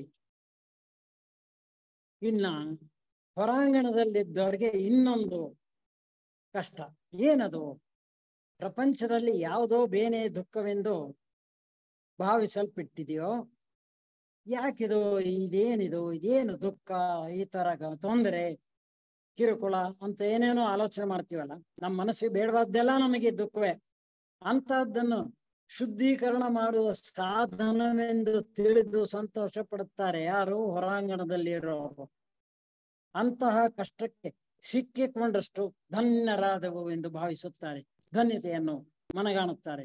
ಆದರ್ಶ ಯೋಗಿಯಾದ ಶಿವನಿಗೆ ಸ್ಮಶಾನ ರುದ್ರನೆಂದು ಹೇಳುತ್ತಾರೆ. ಆತನ ಸುತ್ತಲೂ ಜ್ವಾಲೆಗಳು ಪ್ರಕಾಶಮಾನವಾಗಿ ಉರಿಯುತ್ತಿರುತ್ತವೆ. ಆತನ ಹತ್ತಿರ ಹೋಗಬೇಕಾದರೆ ನಮ್ಮ ಹೃದಯದಲ್ಲಿ ಅಡಗಿರುವ ಕಲ್ಮಶಗಳೆಲ್ಲವೂ ಉರಿದು ಭಸ್ಮವಾಗಬೇಕು. ಹೊರಾಂಗಣದಲ್ಲಿದ್ದುಕೊಂಡು ಆತನಂತೆ ಆಗಬೇಕೆಂಬ ಉತ್ಕಾಂಕ್ಷೆಯುಳ್ಳವರು ಅಂತಹ ಅಗ್ನಿ ಪರೀಕ್ಷೆಗೆ ಒಳಗಾದರೆ ಆತನಂತೆ ಆಗಲು ಸಾಧ್ಯ. ಆ ಮಹಾ ಗುರುವಿನ ಅವನಿಂದ ಹೊರಹೊಮ್ಮುವಂತಹ ಅಗ್ನಿ ಜ್ವಾಲೆಯ ಸಹಿಸುವಷ್ಟು ನಾವು ಪರಿಶುದ್ಧರಾಗಬೇಕು. ಈ ಪ್ರಪಂಚಕ್ಕೆ ಸಂಬಂಧಪಟ್ಟ ಎಲ್ಲ ಆಶೆಗಳು ಸುಡಲ್ಪಟ್ಟು ಲೋಕ ಸೇವೆಗೆ ಸಂಬಂಧಪಟ್ಟ ಒಂದು ಅಪರಂಜಿಯಂತಹ ಆಶೆ ಮಾತ್ರ ಉಳಿದಿರಬೇಕು. ಈ ರೀತಿಯ ಪ್ರಯತ್ನಶೀಲನಾದವನಿಗೆ ಮಾತ್ರ ಲೌಕಿಕವಾದ ಯಾವ ದುಷ್ಟ ಪ್ರೇರಣೆಯೂ ಬಾಧಿಸದೆ ದೇವಸ್ಥಾನವನ್ನು ಪ್ರವೇಶಿಸಲು ಸಾಧ್ಯ. ಅದರೊಳಗಿರುವ ಮಹಾಯೋಗಿಯ ದರ್ಶನ ಸಾಧ್ಯ. ಇಷ್ಟೆಲ್ಲ ಸಿದ್ಧತೆಯನ್ನು ಪಡೆಯಲು ನಾವು ನಮ್ಮ ಮನಸ್ಸನ್ನು ಸಿದ್ಧ ಮಾಡಿಕೊಳ್ಳಬೇಕು.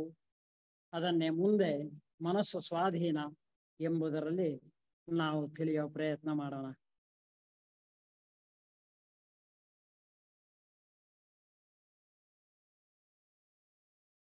ಮನಸ್ಸಿನ ಸ್ವಾಧೀನತೆ ಇದೆಲ್ಲ ಬಹಳ ಮೊದಲನೇ ಅಧ್ಯಾಯದಲ್ಲಿ ತುಂಬಾನೇ ನಮಗೆ ಜವಾಬ್ದಾರಿ ಕೊಟ್ಟಿದ್ದಾರೆ. ಹೊರಾಂಗಣದಿಂದ ದೇವಸ್ಥಾನ ಮಾರ್ಗ ಹುಡುಕೊಂಡು ಹೋಗೋದಕ್ಕೆ, ಇದಕ್ಕೆ ಮನಸ್ಸಿನ ಸ್ವಾಧೀನತೆ ಮಾಡ್ಕೋಬೇಕಲ್ಲ. ಇದು ಹೇಗೆ? ನಾವು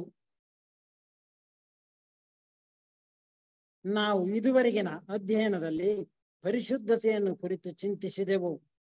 ಈಗ ಮನಸ್ಸನ್ನು ಸ್ವಾಧೀನಪಡಿಸ್ಕೊಳ್ಳೋದು ಹೇಗೆ? ಈಗಾಗಲೇ ನಾವು ಥಿಯಾಸಫಿ ಬೆಳಕಿನಲ್ಲಿ ಮುನ್ನಡೆಯುತ್ತಿರುವ ನಮಗೆ ಒಳ್ಳೆಯದು ಕೆಟ್ಟದ್ದು ಅರ್ಥ ಮಾಡಿಕೊಂಡು ನೀಚ ಸ್ವಭಾವವನ್ನು ಮಾರ್ಪಡಿಸಿಕೊಂಡು ನಮ್ಮ ಧ್ಯೇಯದ ಬೆಳಕಿನಲ್ಲಿ ಮುನ್ನಡೆಯುತ್ತಿದ್ದೇವೆ.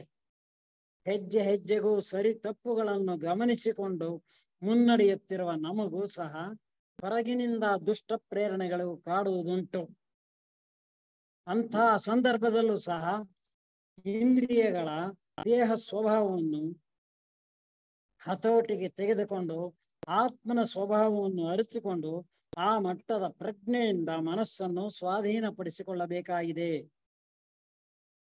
ಇಂಥ ಪ್ರಯತ್ನವು ನಮಗೆ ಥಿಯಾಸಫಿಯ ಬೆಳಕಿನಲ್ಲಿ ಮಾತ್ರ ಸಾಧ್ಯ.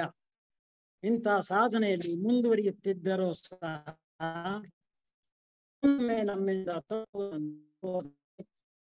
ಪರಿಣಾಮವು ಇಡೀ ಸಮಾಜದ ಮೇಲೆ ಪ್ರಭಾವ ಬೀರುವುದು. ಅಂದ್ರೆ ಇದು ಅಷ್ಟು ಸುಲಭ ಅಲ್ಲ. ನನ್ನ ಪಾಡಿ ನಾನು ಹೆಂಗೋ ಇರ್ತೀನಿ ಬಿಡಯ್ಯ ಅಂದ್ರೆ ನಮ್ಮನ್ನು ನೋಡುವಂತ ಸಮಾಜ ಇದೆ. ಆ ಸಮಾಜ ನೋಡುತ್ತೆ ಇವನು ಯಾಕೆ ಹೀಗೆ ಅಂತ ಅಂದಾಗ ಅವನ ಮೇಲೆ ಏನೋ ಪ್ರಭಾವ ಬೀರುತ್ತೆ. ಅವನು ಸಹ ಅವರೇ ಆಗಿರ್ಬೇಕಾದ್ರೆ ನಾನೇ ಯಾಕೆ ಹೇಗೆ ಇರಬಾರದು ಅಂತ ಹೇಳಿ ಅವನು ಸಹ ಅದೇ ನಮ್ಮನ್ನು ಫಾಲೋ ಮಾಡ್ತಾನೆ. ಅದೇ ನಾವು ಉನ್ನತ ಮಾರ್ಗದಲ್ಲಿ ಆಲೋಚನೆ ಮಾಡಿ ಸದ್ಭಾವನೆಗಳನ್ನು ಬೆಳೆಸ್ಕೊಂಡಾಗ ನಮ್ಮನ್ನು ನೋಡಿದಾಗ ಅವರು ಪ್ರೇರಿತರಾಗ್ತಾರೆ.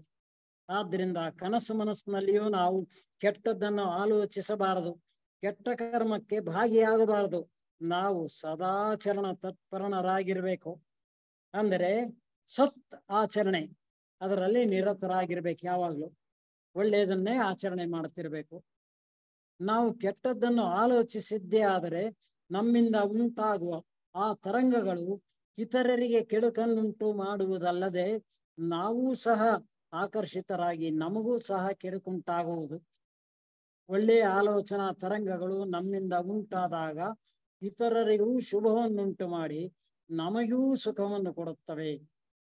ಹಾಗೂ ಅಂತಹ ಆಲೋಚನೆಗಳಿಗೆ ನಮ್ಮ ಮನಸ್ಸು ಕೇಂದ್ರವಾಗುತ್ತದೆ.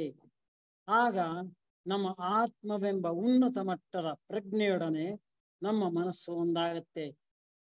ಆತ್ಮ ಉನ್ನತ ಮಟ್ಟದ ಪ್ರಜ್ಞೆ ಇದೆಯಲ್ಲ, ಅದರೊಡನೆ ನಮ್ಮ ಮನಸ್ಸು ಒಂದಾಗುತ್ತೆ. ಈ ರೀತಿ ಪ್ರಯತ್ನದಿಂದ ಮನಸ್ಸಿಗಿಂತಲೂ ಉನ್ನತ ಮಟ್ಟದ ಪ್ರಜ್ಞೆ ನಮ್ಮ ಸ್ವಾಧೀನವಾಗುವುದು. ಇದೇ ಮನಸ್ಸು ಸ್ವಾಧೀನದ ಪ್ರಯತ್ನ. ಈ ರೀತಿ ನಾವು ಇದನ್ನ ಓದಿ ಅರ್ಥ ಮಾಡ್ಕೊಂಡು ಪುಸ್ತಕವನ್ನು ಇಟ್ಕೊಳ್ಳಿ, ಇದನ್ನು ಓದ್ಕೊಳ್ಳಿ, ನಿಮ್ಮ ಮನಸ್ಸಿಗೆ ತಂದುಕೊಳ್ಳಿ. ನಮ್ಮ ಬ್ಲಾಬರ್ಸ್ಕಿ ಅವರು ಹೇಳಿರುವಂತೆ ಮನಸ್ಸು ಸತ್ಯವನ್ನು ಕೊಲೆ ಮಾಡುತ್ತದೆ. ಮನಸ್ಸು ಸತ್ಯವನ್ನು ಕೊಲೆ ಮಾಡುತ್ತಂತೆ, ನಮ್ಮ ಮನಸ್ಸೇ ಅಂತದ್ದು. ಆದ್ರಿಂದ ಸತ್ಯವನ್ನು ಕೊಲೆ ಮಾಡುವ ಮನಸ್ಸನ್ನೇ ಕೊಲೆ ಮಾಡಿದ್ರೆ ಸತ್ಯವು ನಮ್ಮ ಕೈವಶವಾಗುವುದು. ಆದ್ದರಿಂದ ಮನಸ್ಸೇ ಭ್ರಾಂತಿಜನ್ಯವಾದ್ದು. ಮನಸ್ಸೇ ನಾನೆಂಬ ಭ್ರಾಂತಿಯಿಂದ ಜೀವಿಸುತ್ತಿರುವ ಅನೇಕರು ಐಹಿಕ ಸುಖ, ಭೋಗ, ಸಂಪತ್ತು, ಅಧಿಕಾರ ಇವುಗಳಲ್ಲೇ ಮುಳುಗಿ ಹೋಗಿದ್ದಾರೆ.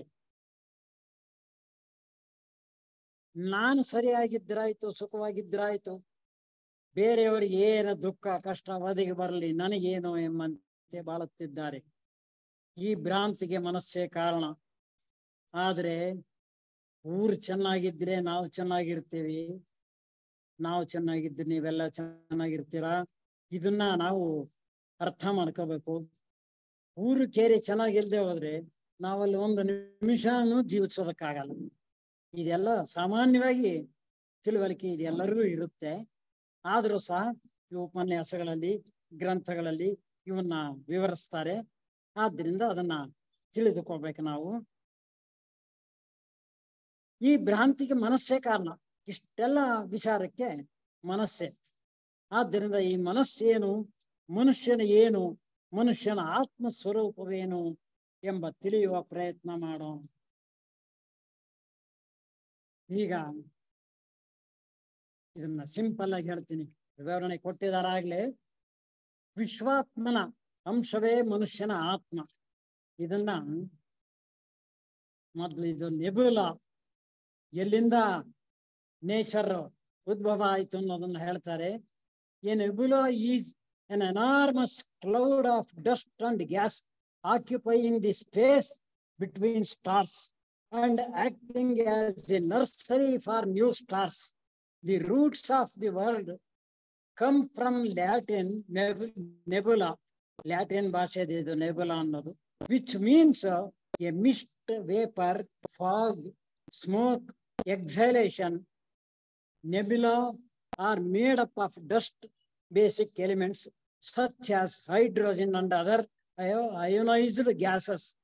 They either form through clouds of the cold interstellar gas and dust or through the aftermath of the supernova. ಇಷ್ಟು ಬರೀ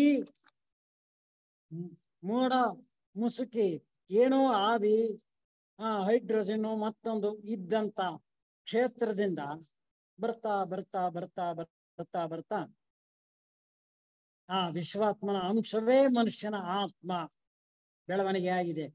ನಾವು ಜೀವಿಸುತ್ತಿರುವ ಈ ಸೌರ ಬ್ರಹ್ಮಾಂಡ ಆವಿರ್ಭವಿಸಬೇಕಾದ್ರೆ ಹೇಗೆ ಜಾಜ್ವಲಮಾನವಾಗಿ ಉರಿಯುತ್ತಿದ್ದ ನೆಬುಲಾ ಎಂಬ ಅಂತಸ್ತಿನಲ್ಲಿದ್ದು ಕ್ರಮೇಣ ಅಂತಸ್ತುವಾರಾಗಿ ಘನೀಭೂತವಾಗಿ ಬ್ರಹ್ಮಾಂಡವಾಗಿ ರೂಪುಗೊಂಡಿತೋ, ಹಾಗೆ ಮನುಷ್ಯನ ಆತ್ಮವು ಕೂಡ ಅಂತಸ್ತುವಾರಾಗಿ ಆಕಾಶ ತತ್ವ, ವಾಯು ತತ್ವ, ತೇಜಸ್ ತತ್ವಗಳಿಗೆ ಒಂದಾದ ಮೇಲೊಂದರಂತೆ ಇಳಿದು ಆಯಾ ತತ್ವಗಳ ಒಂದೊಂದು ಅಣುವನ್ನು ಜಂಟಿಸಿಕೊಂಡು ಆತ್ಮ, ಬುದ್ಧಿ, ಮನಸ್ಸೆಂಬ ಅಂತರಾತ್ಮವಾಗಿ ಅಭಿವ್ಯಕ್ತವಾಗುವುದಕ್ಕೆ ಎಷ್ಟೋ ಕಾಲ ತೆಗೆದುಕೊಂಡಿತು. ಇದಕ್ಕೇನೋ ಸಾಮಾನ್ಯ ಕಲ್ಪಾಂತರ ವರ್ಷಗಳಾಗಿದೆ. ಅನಂತರ ಮೊದಲನೇ ಭೂತವರ್ಗ, ಎರಡನೇ ಭೂತವರ್ಗ, ಮೂರನೇ ಭೂತವರ್ಗ, ಅನಂತರ ಖನಿಜ, ಸಸ್ಯ, ಪಶು ಇವುಗಳಿಗೆ ಸಂಬಂಧಪಟ್ಟ ಅಂತಸ್ತುಗಳಲ್ಲೆಲ್ಲ ಸಂಸರಣೆ ಹೊಂದುತ್ತಾ ಮೇಲಿನ ಅಂತರಾತ್ಮನಿಗೆ ತಕ್ಕ ಉಪಾಧಿಯಾಗಿ ಕಾರಣ ದೇಹವನ್ನು ಒದಗಿಸುವುದಕ್ಕೆ ಅನೇಕ ಕಲ್ಪಗಳ ಕಾಲವನ್ನು ತೆಗೆದುಕೊಂಡಿತು. ಅಂತ್ಯದಲ್ಲಿ ಮನುಷ್ಯನ ದರ್ಜೆಗೆ ಹತ್ತಿದಾಗ ಅದು ವ್ಯಕ್ತಿ ಆತ್ಮವೆಂದು ಹೇಳಿಸಿಕೊಳ್ಳುತ್ತದೆ. ಈ ವ್ಯಕ್ತಿ ಆತ್ಮ ಆತ್ಮನಿಂದ ಹೊರಹೊಮ್ಮುವ ಮನಸ್ಸು ಎಂಬುದು ವಾಸ್ತವವಾಗಿ ಆತ್ಮನ ಒಂದು ಅಂಶ. ಆತ್ಮ ಅನ್ನೋದು ಬೃಹತ್, ಅದರಲ್ಲಿ ಒಂದು ಅಂಶ ಈ ಮನಸ್ಸು. ಮನುಷ್ಯನ ಮೆದುಳಿನ ಮೂಲಕ ವ್ಯಕ್ತವಾಗತಕ್ಕ ಒಂದು ಕಿರಣ ಅಷ್ಟೇ, ತುಂಬಾ ಪರಿಮಿತಿಗೊಳಪಟ್ಟಿದೆ.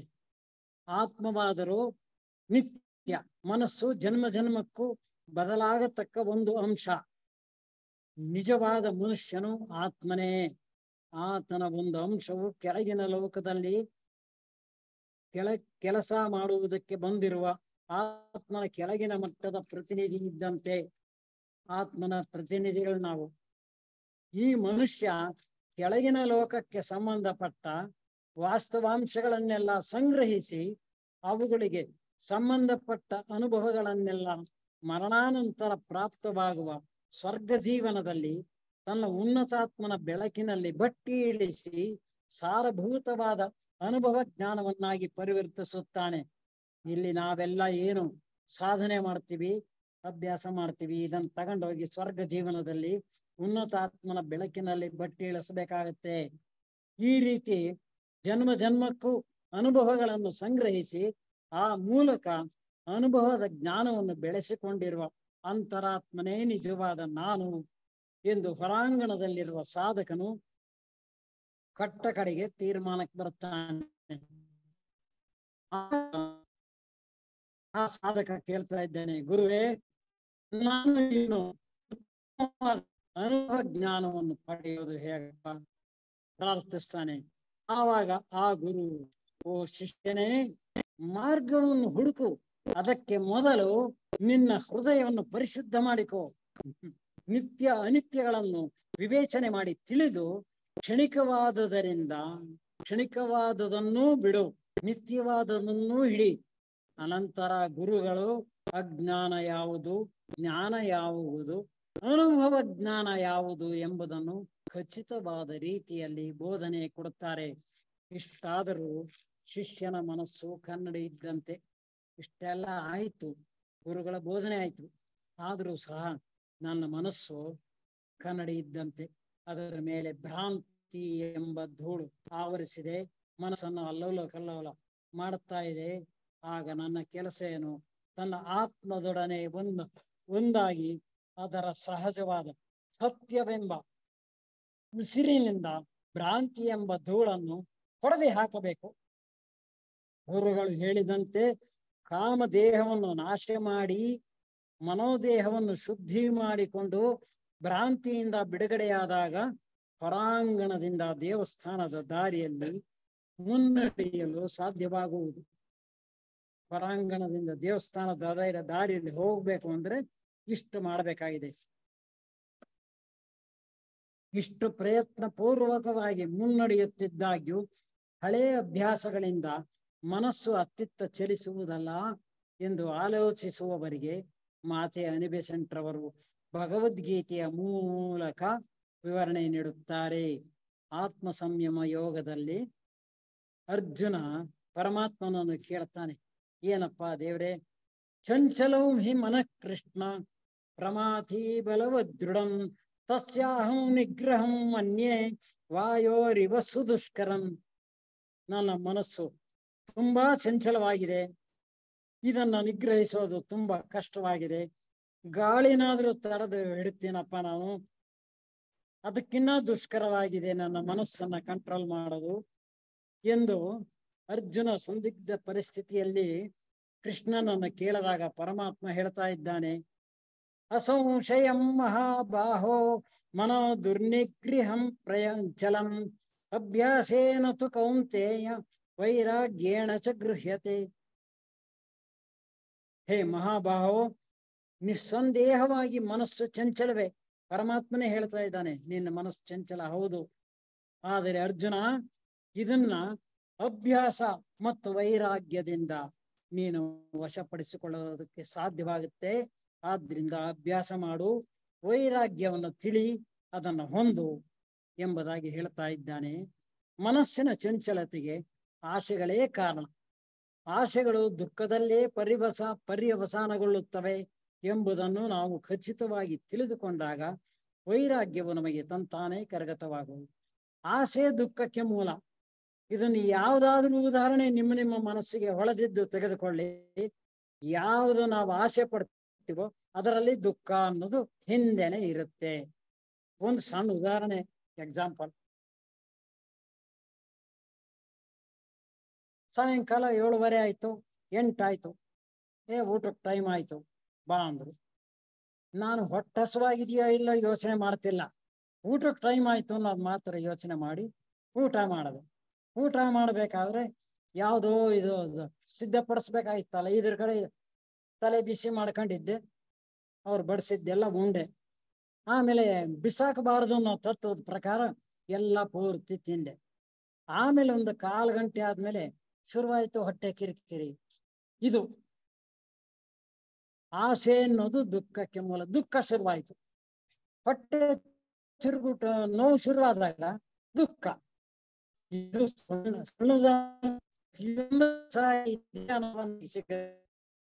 ಅನಿಷ್ಟವಾದ ಆಲೋಚನೆಗಳ ಜಾಗಕ್ಕೆ ಸದಾಲೋಚನೆಗಳನ್ನು ತುಂಬುತ್ತಾ ಬಂದಲ್ಲಿ ಆವಾಗ ಮನಸ್ಸು ಚಂಚಲತೆಯನ್ನ ದೂರ ಮಾಡ್ಕೊಂಡು ಊಟದ ಕಡೆ ಗಮನ ಕೊಟ್ಟಿದ್ರೆ ಊಟ ಬೇಡ ಅಂತ ಹೇಳ್ತಿದ್ದೆ. ಕೆಟ್ಟ ಆಲೋಚನೆಗಳು ತಂತಾನೇ ದೂರ ಆಗ್ತವಾಗ. ಯಾವಾಗ ಈ ರೀತಿ ಮನಸ್ಸು ಸ್ವಾಧೀನಕ್ಕೆ ಬಂದು ತನ್ನ ಮಟ್ಟದ ಪ್ರವೃತ್ತಿಗಳನ್ನು ಕಳೆದುಕೊಳ್ಳುತ್ತದೆಯೋ ಆಗ ಅದನ್ನು ಏಕಾಗ್ರ ಮಾಡಿ ಉನ್ನತ ಪ್ರಜ್ಞೆ ಮಟ್ಟಕ್ಕೆ ಹತ್ತಿಸಲು ಸಾಧ್ಯವಾಗುತ್ತೆ. ಮನಸ್ಸಿನ ಮಟ್ಟದ ಪ್ರಜ್ಞೆಯು ಸಹಜವಾಗಿ ಮನಸ್ಸಿನದಲ್ಲ. ಮನಸ್ಸಿನ ಮಟ್ಟದ ಪ್ರಜ್ಞೆ ಇದೆಯಲ್ಲ, ಅದು ಮನಸ್ಸಿಂದಲ್ಲ. ಆತ್ಮನ ಪ್ರಜ್ಞೆ ಕೆಳಗಿಳಿದು ಬಂದು ಮನಸ್ಸಿನ ಮೂಲಕ ವ್ಯಕ್ತವಾಗ್ತಾ ಇದೆ. ಸಾಧಕನು ಯಾವಾಗ ತಾನು ಮನಸ್ಸಲ್ಲ ಅದಕ್ಕಿಂತ ಅತೀತವಾದ ಆತ್ಮನು ಎಂದು ಖಚಿತಪಡಿಸಿಕೊಂಡಾಗ ಮಾತ್ರ ಅವನ ಪ್ರಜ್ಞೆಯ ಮೇಲಿನ ಕಾರಣ ದೇಹದ ಮಟ್ಟಕ್ಕೆ ಏರುತ್ತೆ. ಆ ಮನಸ್ಸಿನ ಪ್ರಜ್ಞೆ ಆತ್ಮನ ಪ್ರಜ್ಞೆ ಮಟ್ಟಕ್ಕೆ ಏರುತ್ತೆ. ಆಗ ಅದು ಮನಸ್ಸಿನ ಆಲೋಚನೆ ಅಲ್ಲ, ಅವಾಗ ಅದು ಆತ್ಮನ ಆಲೋಚನೆ, ಆತ್ಮನ ಪ್ರಜ್ಞೆ. ಅದು ಅರೂಪ ಲೋಕದ ಕಾರಣ ದೇಹದ ಮೂಲಕ ಅಮೂರ್ತ ವಿಷಯಗಳಿಗೆ ಸಂಬಂಧಪಟ್ಟ ತತ್ವ ಚಿಂತನೆಯ ಪ್ರಜ್ಞೆಯಾಗಿ ಪರಿಣಮಿಸುತ್ತೆ. ಆವಾಗ ತತ್ವ ಚಿಂತನೆಗೆ ಬರ್ತಾನೆ ಮನುಷ್ಯ. ಆದರೆ ಪ್ರಜ್ಞೆ ಮಟ್ಟವು ಕಾರಣ ದೇಹದಲ್ಲಿ ಉದಯವಾಗುವುದಕ್ಕೆ ಮುಂಚೆ ಮೇಲ್ಮಟ್ಟಕ್ಕೆ ಹಾದು ಹೋಗುವ ಕಾಲದಲ್ಲಿ ಹೊರಾಂಗಣದಲ್ಲಿರುವ ಸಾಧಕನಿಗೆ ತುಂಬಾ ಬಾಧಕವಾಗಿ ತೋರುತ್ತೆ. ಇದು ಬಹಳ ಕಷ್ಟದ ಒಂದು, ಸುಮ್ಮನೆ ಮನಸ್ಸಿನಲ್ಲಿ ಆಲೋಚನೆ ಮಾಡ್ಕೊಂಡ್ರೆ ನಾವು ಏನು ಪ್ರಜ್ಞಾಮಟ್ಟ ಕಾರಣ ದೇಹದಲ್ಲಿ ಉದಯವಾಗುತ್ತಲ್ಲ, ಅದಕ್ಕೆ ಮುಂಚೆ ಮೇಲ್ಮಟ್ಟಕ್ಕೆ ಹಾದು ಹೋಗುವಂತ ಕಾಲ ಇದೆಯಲ್ಲ, ಅದು ಬಹಳ ಸ್ವಲ್ಪ ಎಂಥವ್ರಿಗೂ ಕಷ್ಟವೇ ಅದನ್ನ ಅನುಭವಿಸೋದು. ಆದ್ರೆ ಒಂದು ಸಾರಿ ಅದನ್ನ ಅನುಭವಿಸಿ ಮೀರಿ ಮೆಟ್ಟಿಲು ಹತ್ತಿ ಮುಂದಕ್ಕೆ ಹೋದಾಗ ಸಾಧಕನಿಗೆ, ಪ್ರಯತ್ನಶೀಲನಿಗೆ ಮೇಲ್ಮಟ್ಟದ ಪ್ರಜ್ಞೆ ಉದಯವಾಗುತ್ತವಾಗ ಖಚಿತ. ಅದು ಈ ಮಟ್ಟಕ್ಕೆ ನಮ್ಮ ಪ್ರಜ್ಞೆ ಮನಸ್ಸಿನಿಂದ ಮೇಲಕ್ಕೆ ಆತ್ಮನ ಮಟ್ಟಕ್ಕೆ ಏರಿಸುವಂತ ಪ್ರಯತ್ನ ನಾವು ಮಾಡಬೇಕು. ಆಗ ಗುರುಗಳು ನಿನ್ನ ದೈವಿಕ ಪ್ರಜ್ಞೆಯಿಂದ ನಿನ್ನ ನೀಚಾತ್ಮವನ್ನು ನಿತ್ಯಾತ್ಮ ಪ್ರಜ್ಞೆಯಿಂದ ನಿಯಮಿಸು, ನೀಚಾತ್ಮವನ್ನ ನಿತ್ಯಾತ್ಮ ಪ್ರಜ್ಞೆಗೆ ನಿಯಮಿಸು ಎಂಬ ತತ್ವಾರ್ಥ ಆವಾಗ ಹೊಳೆಯುತ್ತೆ. ಇದೇ ಅಂತರಾತ್ಮನ ಪ್ರಜ್ಞೆ, ದೇಶ ಕಾಲಗಳಿಗೆ ಅತೀತವಾದ ನಿತ್ಯಾತ್ಮನ ಪ್ರಜ್ಞೆ. ಇದೇ ವೈಕುಂಠ ಲೋಕದಲ್ಲಿ ಪುರುಷಾತ್ಮನ ಪ್ರಜ್ಞೆ. ಸಾಧಕನಿಗೆ ನಿರಂತರ ಪ್ರಯತ್ನದಿಂದ ಆತ್ಮಶಕ್ತಿಯು ದೃಢವಾಗುತ್ತಾ ಬರುತ್ತೆ. ಈ ರೀತಿಯ ಪ್ರಯತ್ನದಿಂದ ನಾವು ಮುಂದುವರಿಬೇಕಾಗಿದೆ. ಇಷ್ಟೆಲ್ಲ ಮನಸ್ಸನ್ನು ತಯಾರಿ ಮಾಡಿಕೊಂಡು ಸೌಶೀಲ್ಯ ರಚನೆಯತ್ತ ನಾವು ಮುನ್ನುಗ್ಗಬೇಕಾಗಿದೆ.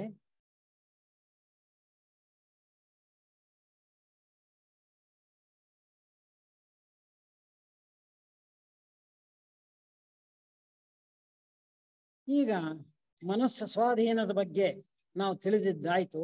ಇನ್ನು ಸೌಶೀಲ್ಯ ರಚನೆಗೆ ಮುಂದುವರಿಯೋಣ. ಹೊರಾಂಗಣವನ್ನು ಪ್ರವೇಶಿಸಿರುವವರು ಮೊದಲನೆಯದಾಗಿ ಕೆಟ್ಟದ್ದನ್ನು ಕಿತ್ತೊಗೆಯಬೇಕು. ಕೆಟ್ಟದ್ದು ಅನ್ನೋದು ಏನು ಇರಲೇಬಾರದು. ಹೊರಾಂಗಣ ನಾವು ಎಲ್ಲೋ ಇಲ್ಲ, ಹೊರಾಂಗಣಕ್ಕೆ ಪ್ರವೇಶಿಸೋರು ಅನ್ಯಾಯ, ಅಧರ್ಮ, ಕೆಟ್ಟದ್ದು ಇವುಗಳನ್ನು ತ್ಯಜಿಸಬೇಕೆಂಬ ಮನೋಭಾವನೆಗಳು ಹಿಂದಿನ ಜನ್ಮಗಳಿಂದಲೇ ಮೈಗೂಡಿಕೊಂಡು ಬೆಳೆದುಕೊಂಡು ಬಂದಿವೆ. ಇಲ್ಲೆಲ್ಲ ಕೂತ್ಕೋಬೇಕಾದ್ರೆ ಜನ್ಮಾಂತರದ ಒಂದು ನಮ್ಮ ಕರ್ಮ ಫಲ ಇದರ ಹಿಂದೆ ಅಡಗಿದೆ, ಸತ್ಕರ್ಮಗಳ ಫಲ. ಈಗ ನಮ್ಮ ಮುಂದಿರುವ ಧ್ಯೇಯ ಒಳ್ಳೆಯದನ್ನು ಮೈಗೂಡಿಸಿಕೊಂಡು ಸೌಶೀಲ್ಯವನ್ನು ರಚಿಸಿಕೊಳ್ಳಬೇಕೆಂಬುದೇ ಆಗಿದೆ.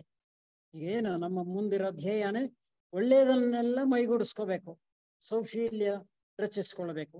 ಯಾಕಂದ್ರೆ ಆಧ್ಯಾತ್ಮಿಕ ಜೀವಿತಕ್ಕೆ ಸೌಶೀಲ್ಯವೇ ಭದ್ರ ಬುನಾದಿ. ಈ ಪ್ರಯತ್ನಕ್ಕೆ ಮುನ್ನ ಜನ್ಮಾಂತರಗಳಿಂದ ಅಂಟಿಕೊಂಡು ಬಂದ ಕೆಟ್ಟದ್ದೇನಾದರೂ ಇದ್ದಲ್ಲಿ ಅದನ್ನು ಬೇರೆ ಸಹಿತ ಕಿತ್ತೊಗಿಬೇಕು. ಸರಿಯಾದದ್ದನ್ನು ಅನುಷ್ಠಾನ ಮಾಡುವುದರಲ್ಲಿ ಪೂರ್ಣ ಫಲಕಾರಿಯಾಗದೆ ಹೋದರೂ ಸಹ ಕೆಟ್ಟದ್ದರಲ್ಲಿ ಸುಖ ಪಡುವಂತ ಮನೋಭಾವನೆಯನ್ನು ದೂರ ಮಾಡಬೇಕು. ನಮಗೆ ಒಳ್ಳೆಯದನ್ನ ಸರಿಯಾದದನ್ನ ಅನುಷ್ಠಾನ ಮಾಡೋದರಲ್ಲಿ ನಾವು ಫಲಕಾರಿ ಆಗಿಲ್ಲ ಅಂದ್ರೂ ಸಹ ಕೆಟ್ಟದ್ರಲ್ಲಿ ಸುಖ ತೃಪ್ತಿ ಪಡಬಾರದು. ಆ ಗುಣ ನಮಗಿರಬೇಕು. ಸದ್ಗುಣಗಳ ಮೈಗೂಡಿಸಿಕೊಳ್ಳುವ ನಿರಂತರ ಪ್ರಯತ್ನ ಇರಬೇಕು. ಯಾಕೆಂದರೆ ಆ ಸದ್ಗುಣಗಳೇ ನಮ್ಮ ಧ್ಯೇಯಕ್ಕೆ ಸಂಬಂಧಪಟ್ಟ ಲೋಕ ಸೇವೆಗೆ ಅವಶ್ಯಕವಾಗಿವೆ. ಏನ್ ಸದ್ಗುಣಗಳನ್ನ ನಾವು ಬೆಳೆಸ್ಕೊಂತೀವಿ, ಲೋಕ ಸೇವೆಗೆ ಬೇಕೇ ಬೇಕವು. ಅದರಲ್ಲೂ ಒಳಾಂಗಣಕ್ಕೆ ಪ್ರವೇಶಿಸಲು ಕಾತುರರಾಗಿರುವ ಹೊರಾಂಗಣದಲ್ಲಿರುವ ಸಾಧಕನಿಗೆ ಅತ್ಯವಶ್ಯಕ. ಆದರೂ ಸೌಶೀಲ್ಯಕ್ಕೆ ಸಂಬಂಧಪಟ್ಟ ಸದ್ಗುಣಗಳನ್ನೆಲ್ಲ ಒಂದೇ ಜನ್ಮದಲ್ಲಿ ಸಾಧಿಸಲಾಗದಿದ್ದರೂ ಸಾಧಿಸಬೇಕೆಂಬ ಆ ಹಠಮಾರಿತನದಿಂದ ಆ ಸಂಸ್ಕಾರ ಮುಂದಿನ ಜನ್ಮಕ್ಕೂ ಬಿಡದೆ ನಮ್ಮನ್ನು ಹಿಂಬಾಲಿಸುವುದು. ನಾವು ಮುಂದಿನ ಜನ್ಮದಲ್ಲಿ ಒಂದು ವಿಶ್ವಾಸ ಉಳ್ಳವರಾದ್ರಿಂದ ನಾವು ಈ ಜನ್ಮದ ಅಯ್ಯೋ ಬಿಡಪ್ಪ ಅಂತ ಅನ್ನಬಾರದು, ನಿರಾಶೆ ಆಗಬಾರದು. ಮುಂದಿನ ಜನ್ಮಕ್ಕೆ ನಮಗಿದು ಕೊಂಡೊಯ್ಯುತ್ತೆ ಅನ್ನೋದು ನಮ್ಮಲ್ಲಿ ಮನಸ್ಸಿನಲ್ಲಿ ಬೇರೋರ್ಬೇಕು. ಇದು ಪ್ರಕೃತಿಯ ಕಟ್ಟಳೆಯೇ ಆಗಿದೆ. ಇದೇನು ನಿಮ್ಮ ಆಲೋಚನೆ ಅಲ್ಲ, ಪ್ರಕೃತಿ ಕಟ್ಟಳೆನೇ ಆ ತರ ಇದೆ. ಪ್ರಯತ್ನಕ್ಕೆ ಫಲವಿದ್ದೇ ಇದೆ. ಯಾವ ಬೀಜ ಬಿತ್ತುತ್ತೇವೆಯೋ ಅದರ ಫಸಲನ್ನು ನಾವು ಪಡೆಯುವಂತೆ ಕಟ್ಟಳೆಯನ್ನನುಸರಿಸಿ ಫಲ ಲಭಿಸುವುದು. ಹಿಂದಿನ ಅಧ್ಯಾಯದಲ್ಲಿ ವಿವರಿಸಿರುವಂತೆ ಮನಸ್ಸನ್ನು ಸ್ವಾಧೀನಪಡಿಸಿಕೊಳ್ಳುವ ಪ್ರಯತ್ನ ಸಾಗಿದೆ. ಸ್ವಾಧೀನವಾಗುತ್ತಿರುವ ಮನಸ್ಸನ್ನು ಖಾಲಿ ಬಿಡದೆ ಸದ್ಗುಣಗಳ ಸದಾಲೋಚನೆಗಳನ್ನೇ ಮೆಲುಕು ಹಾಕುತ್ತಾ ಪ್ರಪಂಚಕ್ಕೂ ಸೇವೆ ಸಲ್ಲಿಸುತ್ತಾ ಒಳ್ಳೆಯ ಆಲೋಚನೆಗಳನ್ನು ಆಕರ್ಷಿಸತಕ್ಕ ಕೇಂದ್ರವೇ ಆಗುತ್ತಾನೆ ಸಾಧಕ. ಇಡೀ ಪ್ರಪಂಚಕ್ಕೆ ಆಧ್ಯಾತ್ಮಿಕ ಸ್ಥೈರ್ಯವನ್ನು ಪರಿಶುದ್ಧತೆಯನ್ನು ಹೆಚ್ಚಿಸುವಂತೆ ಯೋಚಿಸುತ್ತಾನೆ, ಭಾವಿಸುತ್ತಾನೆ. ಮೊಟ್ಟ ಮೊದಲು ಸಾಧಕನ ಮನಸ್ಸು, ವಾಕು ಮತ್ತು ನಡತೆಯ ಮೂಲಕ ಸತ್ಯವನ್ನು ಅನುಷ್ಠಾನ ಮಾಡಬೇಕು. ಇದೇನಿದು ಮನಸ ವಾಚ ಕಾಯ ಅಂತ ಹೇಳಿ ನಾವು ಅನೇಕ ವೇಳೆ ಕೇಳಿರ್ತೀವಲ್ಲ, ಅದನ್ನು ಇಲ್ಲಿ ಹೇಳ್ತಾ ಇದ್ದಾರೆ. ಯಾಕೆಂದ್ರೆ ಮೂಲಭೂತ ಚೈತನ್ಯವೇ ಅದು. ಸತ್ಯಂ ಶಿವಂ ಸುಂದರಂ, ಸತ್ಯ ಮಂಗಳ ಸೌಂದರ್ಯ. ಆದ್ದರಿಂದ ದೇವಸ್ಥಾನವನ್ನು ಪ್ರವೇಶಿಸಬೇಕೆಂಬ ಹೊರಾಂಗಣದಲ್ಲಿರುವ ಸಾಧಕನು ತನ್ನ ಯೋಚನೆ, ಭಾವನೆ, ಮಾತು, ನಡೆ, ಬಾಳಿನಲ್ಲಿ ಸತ್ಯವಾಗಿರಬೇಕು, ಹಿತಕರವಾಗಿರಬೇಕು, ಪ್ರೇಮದಿಂದ ಕೂಡಿರಬೇಕು, ರಮ್ಯವಾಗಿರಬೇಕು. ಎಂದರೆ ಇತರರು ಸಹ ಆ ಸಾಧಕನನ್ನು ನೋಡಿ ಸ್ಫೂರ್ತಿಗೊಂಡವರಾಗಿ ಅವನನ್ನು ಅನುಸರಿಸುವಂತಿರಬೇಕು. ಯಾರು ಕಾಯ ವಾಚ ಮನಸ ಸತ್ಯವನ್ನು ಅನುಷ್ಠಾನ ಮಾಡುತ್ತಿಲ್ಲವೋ ಅಂಥವರಿಗೆ ಈ ಗುಪ್ತ ವಿದ್ಯಾಭ್ಯಾಸಂಗ ಸಲ್ಲದು.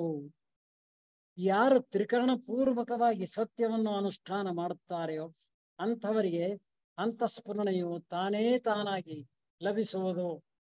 ಎಲ್ಲಿಯವರೆಗೆ ಯೋಚನೆ, ಮನಸ್ಸಾಕ್ಷಿ, ನಡತೆಗಳಲ್ಲಿ ಸತ್ಯವು ಅನುಷ್ಠಾನಕ್ಕೆ ಬರುವುದಿಲ್ಲವೋ ಅಲ್ಲಿಯವರೆಗೆ ಸತ್ಯವನ್ನು ನೋಡಿದರೂ ತಿಳಿದುಕೊಳ್ಳತಕ್ಕ ಯೋಗ್ಯತೆ ಲಭಿಸುವುದಿಲ್ಲ. ಹೇಳಿದ್ದು ಸತ್ಯವಾಗಿರಬೇಕು, ಯಾರ ಮನಸ್ಸಿಗೂ ನೋವುಂಟಾಗಬಾರದು, ಲೋಕಹಿತದಿಂದ ಕೂಡಿದ ಕಾರ್ಯಗಳನ್ನೇ ಮಾಡಬೇಕು. ಅನಂತರ ಸಾಧಕನು ಒಂದು ಉನ್ನತ ಧ್ಯೇಯವನ್ನು ರೂಪಿಸಿಕೊಳ್ಳಬೇಕು. ಅದು ಸತ್ಯ ಸ್ವರೂಪದ್ದು, ಶಿವ ಮಂಗಳ ಸ್ವರೂಪದ್ದು ಮತ್ತು ಮನಸ್ಸು ಉನ್ನತ ಮಟ್ಟಕ್ಕೆ ಪರಿವರ್ತನೆಗೊಳಿಸತಕ್ಕ ಸೌಂದರ್ಯ ಸ್ವರೂಪದ್ದು. ಅಲ್ಲದೆ ಎಲ್ಲವನ್ನೂ ಸಮರಸಗೊಳಿಸತಕ್ಕದ್ದು, ಸ್ಥೈರ್ಯ ವೀರ್ಯ ಸ್ವರೂಪದ್ದು ಮತ್ತು ಪ್ರೇಮಮಯವಾದುದು ಆಗಿರಬೇಕು. ಅಲ್ಲದೆ ಎಷ್ಟು ಸಮರ್ಪಕವಾಗಿಯೂ ದಿವ್ಯವಾಗಿಯೂ ಇರಲು ಸಾಧ್ಯವೋ ಅಷ್ಟು ಪರಿಪೂರ್ಣತೆಯಿಂದ ಕೂಡಿರಬೇಕು. ಅಂತಹ ಧ್ಯೇಯದಂತೆ ತನ್ನ ಸ್ವಭಾವವು ರೂಪುಗೊಳ್ಳಬೇಕು. ಅದರ ಆಧಾರದ ಮೇಲೆ ತನ್ನ ಸೌಶೀಲ್ಯತೆಯು ರಚಿಸಲ್ಪಡಬೇಕು. ಆದರೆ ಇಂತಹ ಧ್ಯೇಯದ ಅವಶ್ಯಕತೆ ಏನು? ಇದು ಇಷ್ಟೆಲ್ಲ ಯಾಕಪ್ಪ ಕಷ್ಟ? ಇಂತಹ ಧ್ಯೇಯದ ಅವಶ್ಯಕತೆ ಏನು? ಈ ಪ್ರಶ್ನೆಗೆ ನಮ್ಮ ಗಮನವನ್ನ ಉಪನಿಷತ್ ಕಡೆಗೆ ತಗೊಂಡೋಗೋಣ.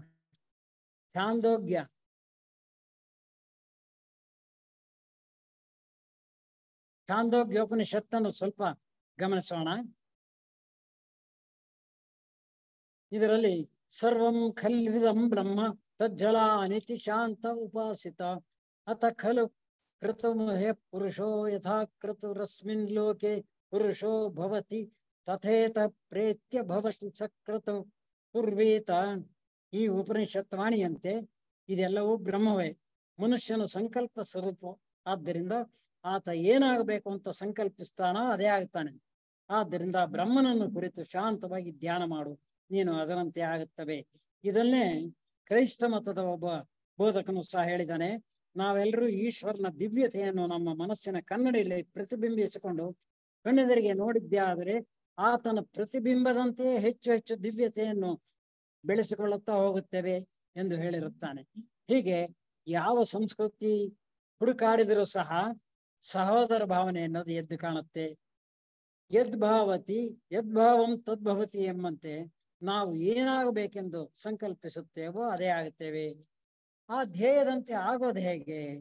ಆ ಧ್ಯೇಯವನ್ನು ತನ್ನ ದೃಷ್ಟಿಪಥದಲ್ಲಿ ಸದಾಕಾಲ ಸ್ಥಿರವಾಗಿ ನಿಲ್ಲಿಸಿಕೊಂಡು ಪ್ರತಿದಿನ ತಪ್ಪದೆ ಅದೇ ಧ್ಯಾನದಲ್ಲಿ ಇರಬೇಕು.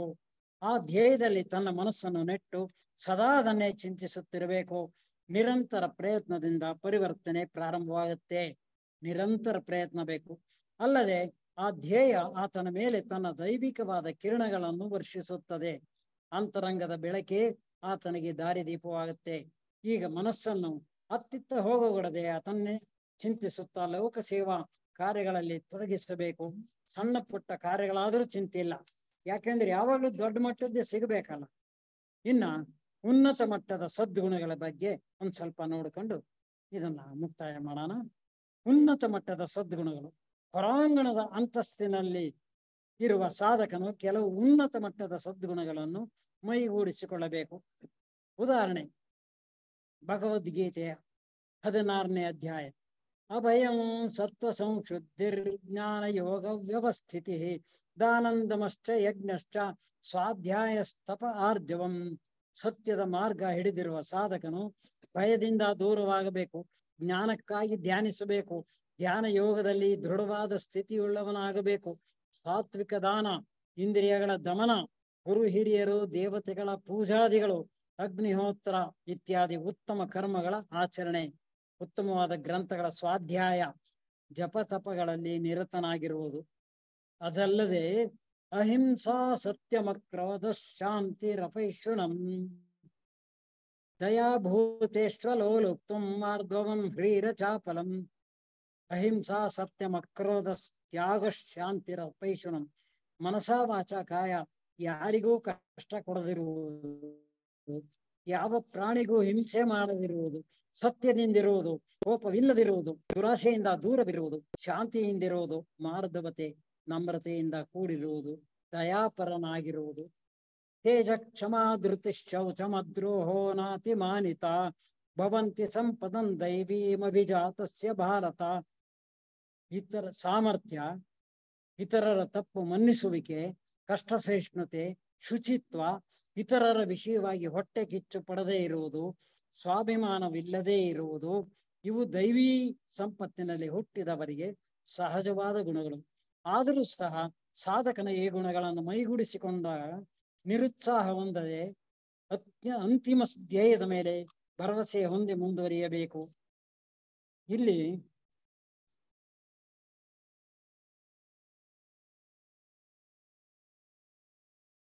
ಇನ್ನ ಅಂತಿಮ ಅಂತ ಬಂತಲ್ಲ, ಈ ಸೌಶೀಲ್ಯ ರಚನೆ ಅಂತಿಮ ಧ್ಯೇಯವೇನು? ಇದನ್ನ ವರ್ಣಿಸೋದಕ್ಕೆ ಅಸಾಧ್ಯ, ಅನುಭವಿಸಬೇಕಷ್ಟೆ. ಆ ಮಹಾತ್ಮರ ಕರುಣೆ ಮತ್ತು ಮಾರ್ಧವತೆಗಳು ಎಷ್ಟು ದಿವ್ಯ. ಈ ಮಾರ್ಗದಲ್ಲಿ ಶ್ರಮಿಸುತ್ತಿರುವ ಅಲ್ಪರಿಗೂ ಸಹ ಆ ಮಹಾತ್ಮರ ಕರುಣೆ ಪ್ರಭಾವ ಬೀರುವುದು. ಆ ಮಹಾತ್ಮರ ಕರುಣೆಯು ದೈವಿಕವಾದದ್ದು. ಅತ್ಯಂತ ಹಿಂದಿರುವ ದುರ್ಬಲ ಸಾಧಕರನ್ನು ತನ್ನ ತೋಳುಗಳಿಂದ ಆಲಿಂಗಿಸಿ ಬರಸೆಳೆಯುವುದು. ಏಕೆಂದರೆ ಉನ್ನತ ಮಟ್ಟದಲ್ಲಿ ದೇವನು ಮಾನವನು ಪ್ರೇಮದಲ್ಲಿ ಒಂದಾಗುತ್ತಾರೆ. ಅಲ್ಲದೆ ಆ ಆನಂದದ ದಿವ್ಯತೆಯ ಬೆಳಕಿನಲ್ಲಿ ಎಲ್ಲರನ್ನೂ ಆಲಂಗಿಸಿಕೊಳ್ಳುವುದು. ಎಲ್ಲರ ಮುಂದೆ ಶಾಂತತೆಯು ದಿವ್ಯತೆಯನ್ನು ಅರಿಯಬಾರದು. ಕರುಣೆ, ಸ್ಥೈರ್ಯ, ಆನಂದ, ಪ್ರಶಾಂತತೆ ಇವುಗಳನ್ನೊಳಗೊಂಡ ಸೌಶೀಲ್ಯದ ರಚನೆ ಧ್ಯೇಯ ನಮ್ಮೆಲ್ಲರನ್ನು ಆಲಿಂಗಿಸುವ ಕಾಲ ಕಾದಿದೆ. ಮಹಾತ್ಮರ ಪಾದಗಳು ನಾವು ವಾಸ ಮಾಡುತ್ತಿರುವ ಭೂಮಿಯ ಮೇಲೆ ನಡೆಯುತ್ತಿವೆ. ಆ ಮಹಾತ್ಮರುಗಳು ಎಲ್ಲಾ ದೃಷ್ಟಿಕೋನಗಳಿಂದಲೂ ನಮಗಿಂತ ತುಂಬಾ ಉನ್ನತ ಮಟ್ಟದಲ್ಲಿರುತ್ತಾರೆ. ಆದಾಗ್ಯೂ ನಮ್ಮನ್ನು ಕೈಬಿಟ್ಟಿಲ್ಲ. ಇಡೀ ಮಾನವತೆಯ ಮೇಲ್ಮೆಯನ್ನೇ ಆ ಮಹಾತ್ಮರು ಹೃತ್ಪೂರ್ವಕವಾಗಿ ಚಿಂತಿಸುತ್ತಿದ್ದಾರೆ. ನಾವು ಸಹ ಆ ಮಾನವತೆಯ ಮಕ್ಕಳೇ ಆದುದರಿಂದ ಆ ಮಹಾತ್ಮರ ದಯಾದೃಷ್ಟಿ ಇಷ್ಟು ಸೌಶೀಲ್ಯ ರಚನೆಯ ಬಗ್ಗೆ ಆಯ್ತು. ಇನ್ನ ಮುಂದೆ ಆ ಪರಮಾತ್ಮನ ಒಂದು ದಿವ್ಯ ಸಾನ್ನಿಧ್ಯ ಯಾವ ರೀತಿ ಪಡೆಯಬಹುದು ಅನ್ನೋದನ್ನ ಮುಂದಿನವರು ಹೇಳ್ತಾರೆ.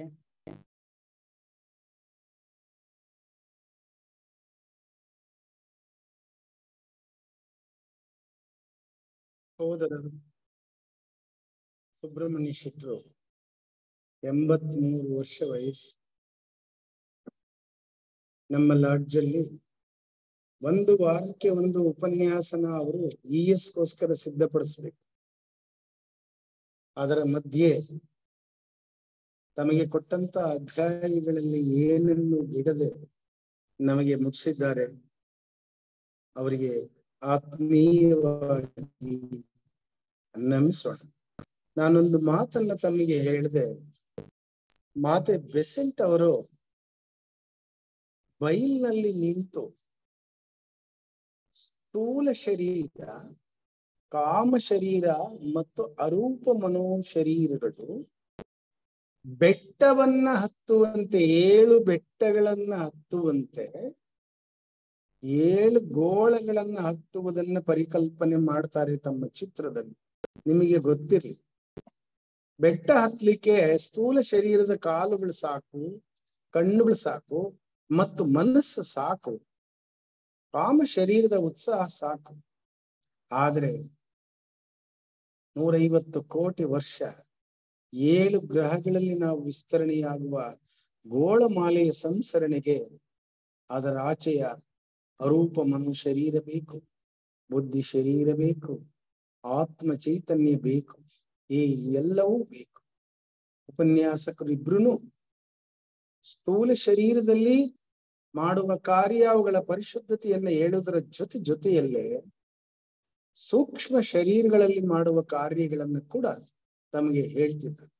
ಈ ದೃಷ್ಟಿಯಲ್ಲಿ ಸುಬ್ರಹ್ಮಣ್ಯ ಶೆಟ್ಟರಿಗೆ ನಮಸ್ಕಾರ ಮಾಡ್ತಾ, ಇನ್ನು ಮುಂದೆ ಆ 7 ಗೋಳಗಳಲ್ಲಿ ಸಂಸರಣೆಯನ್ನ ಹೊಂದೋದಕ್ಕೆ ಆಧ್ಯಾತ್ಮಿಕ ರಸವಿದ್ಯೆ, ಗುಡಿಯ ಹೊಸ್ತಿಲಿಗೆ ಹೋಗುವಂತಹದ್ದು, ಆ 2 ಕಾರ್ಯಕ್ಕೆ ಬುದ್ಧನ ವಾಕ್ಯಗಳು ಹೇಗೆ ನೆರವಾಗ್ತವೆ ಅನ್ನುವಂತಹದ್ದನ್ನ ನಮ್ಮ ಹಿರಿಯ ಸೋದರ ತಿಪ್ಪೇಸ್ವಾಮಿಯವರು ತಮಗೆ ಉಣಬಡಿಸ್ತಾರೆ. ನಾನು ಅವರನ್ನು ಸ್ವಾಗತ ಮಾಡ್ತೇನೆ.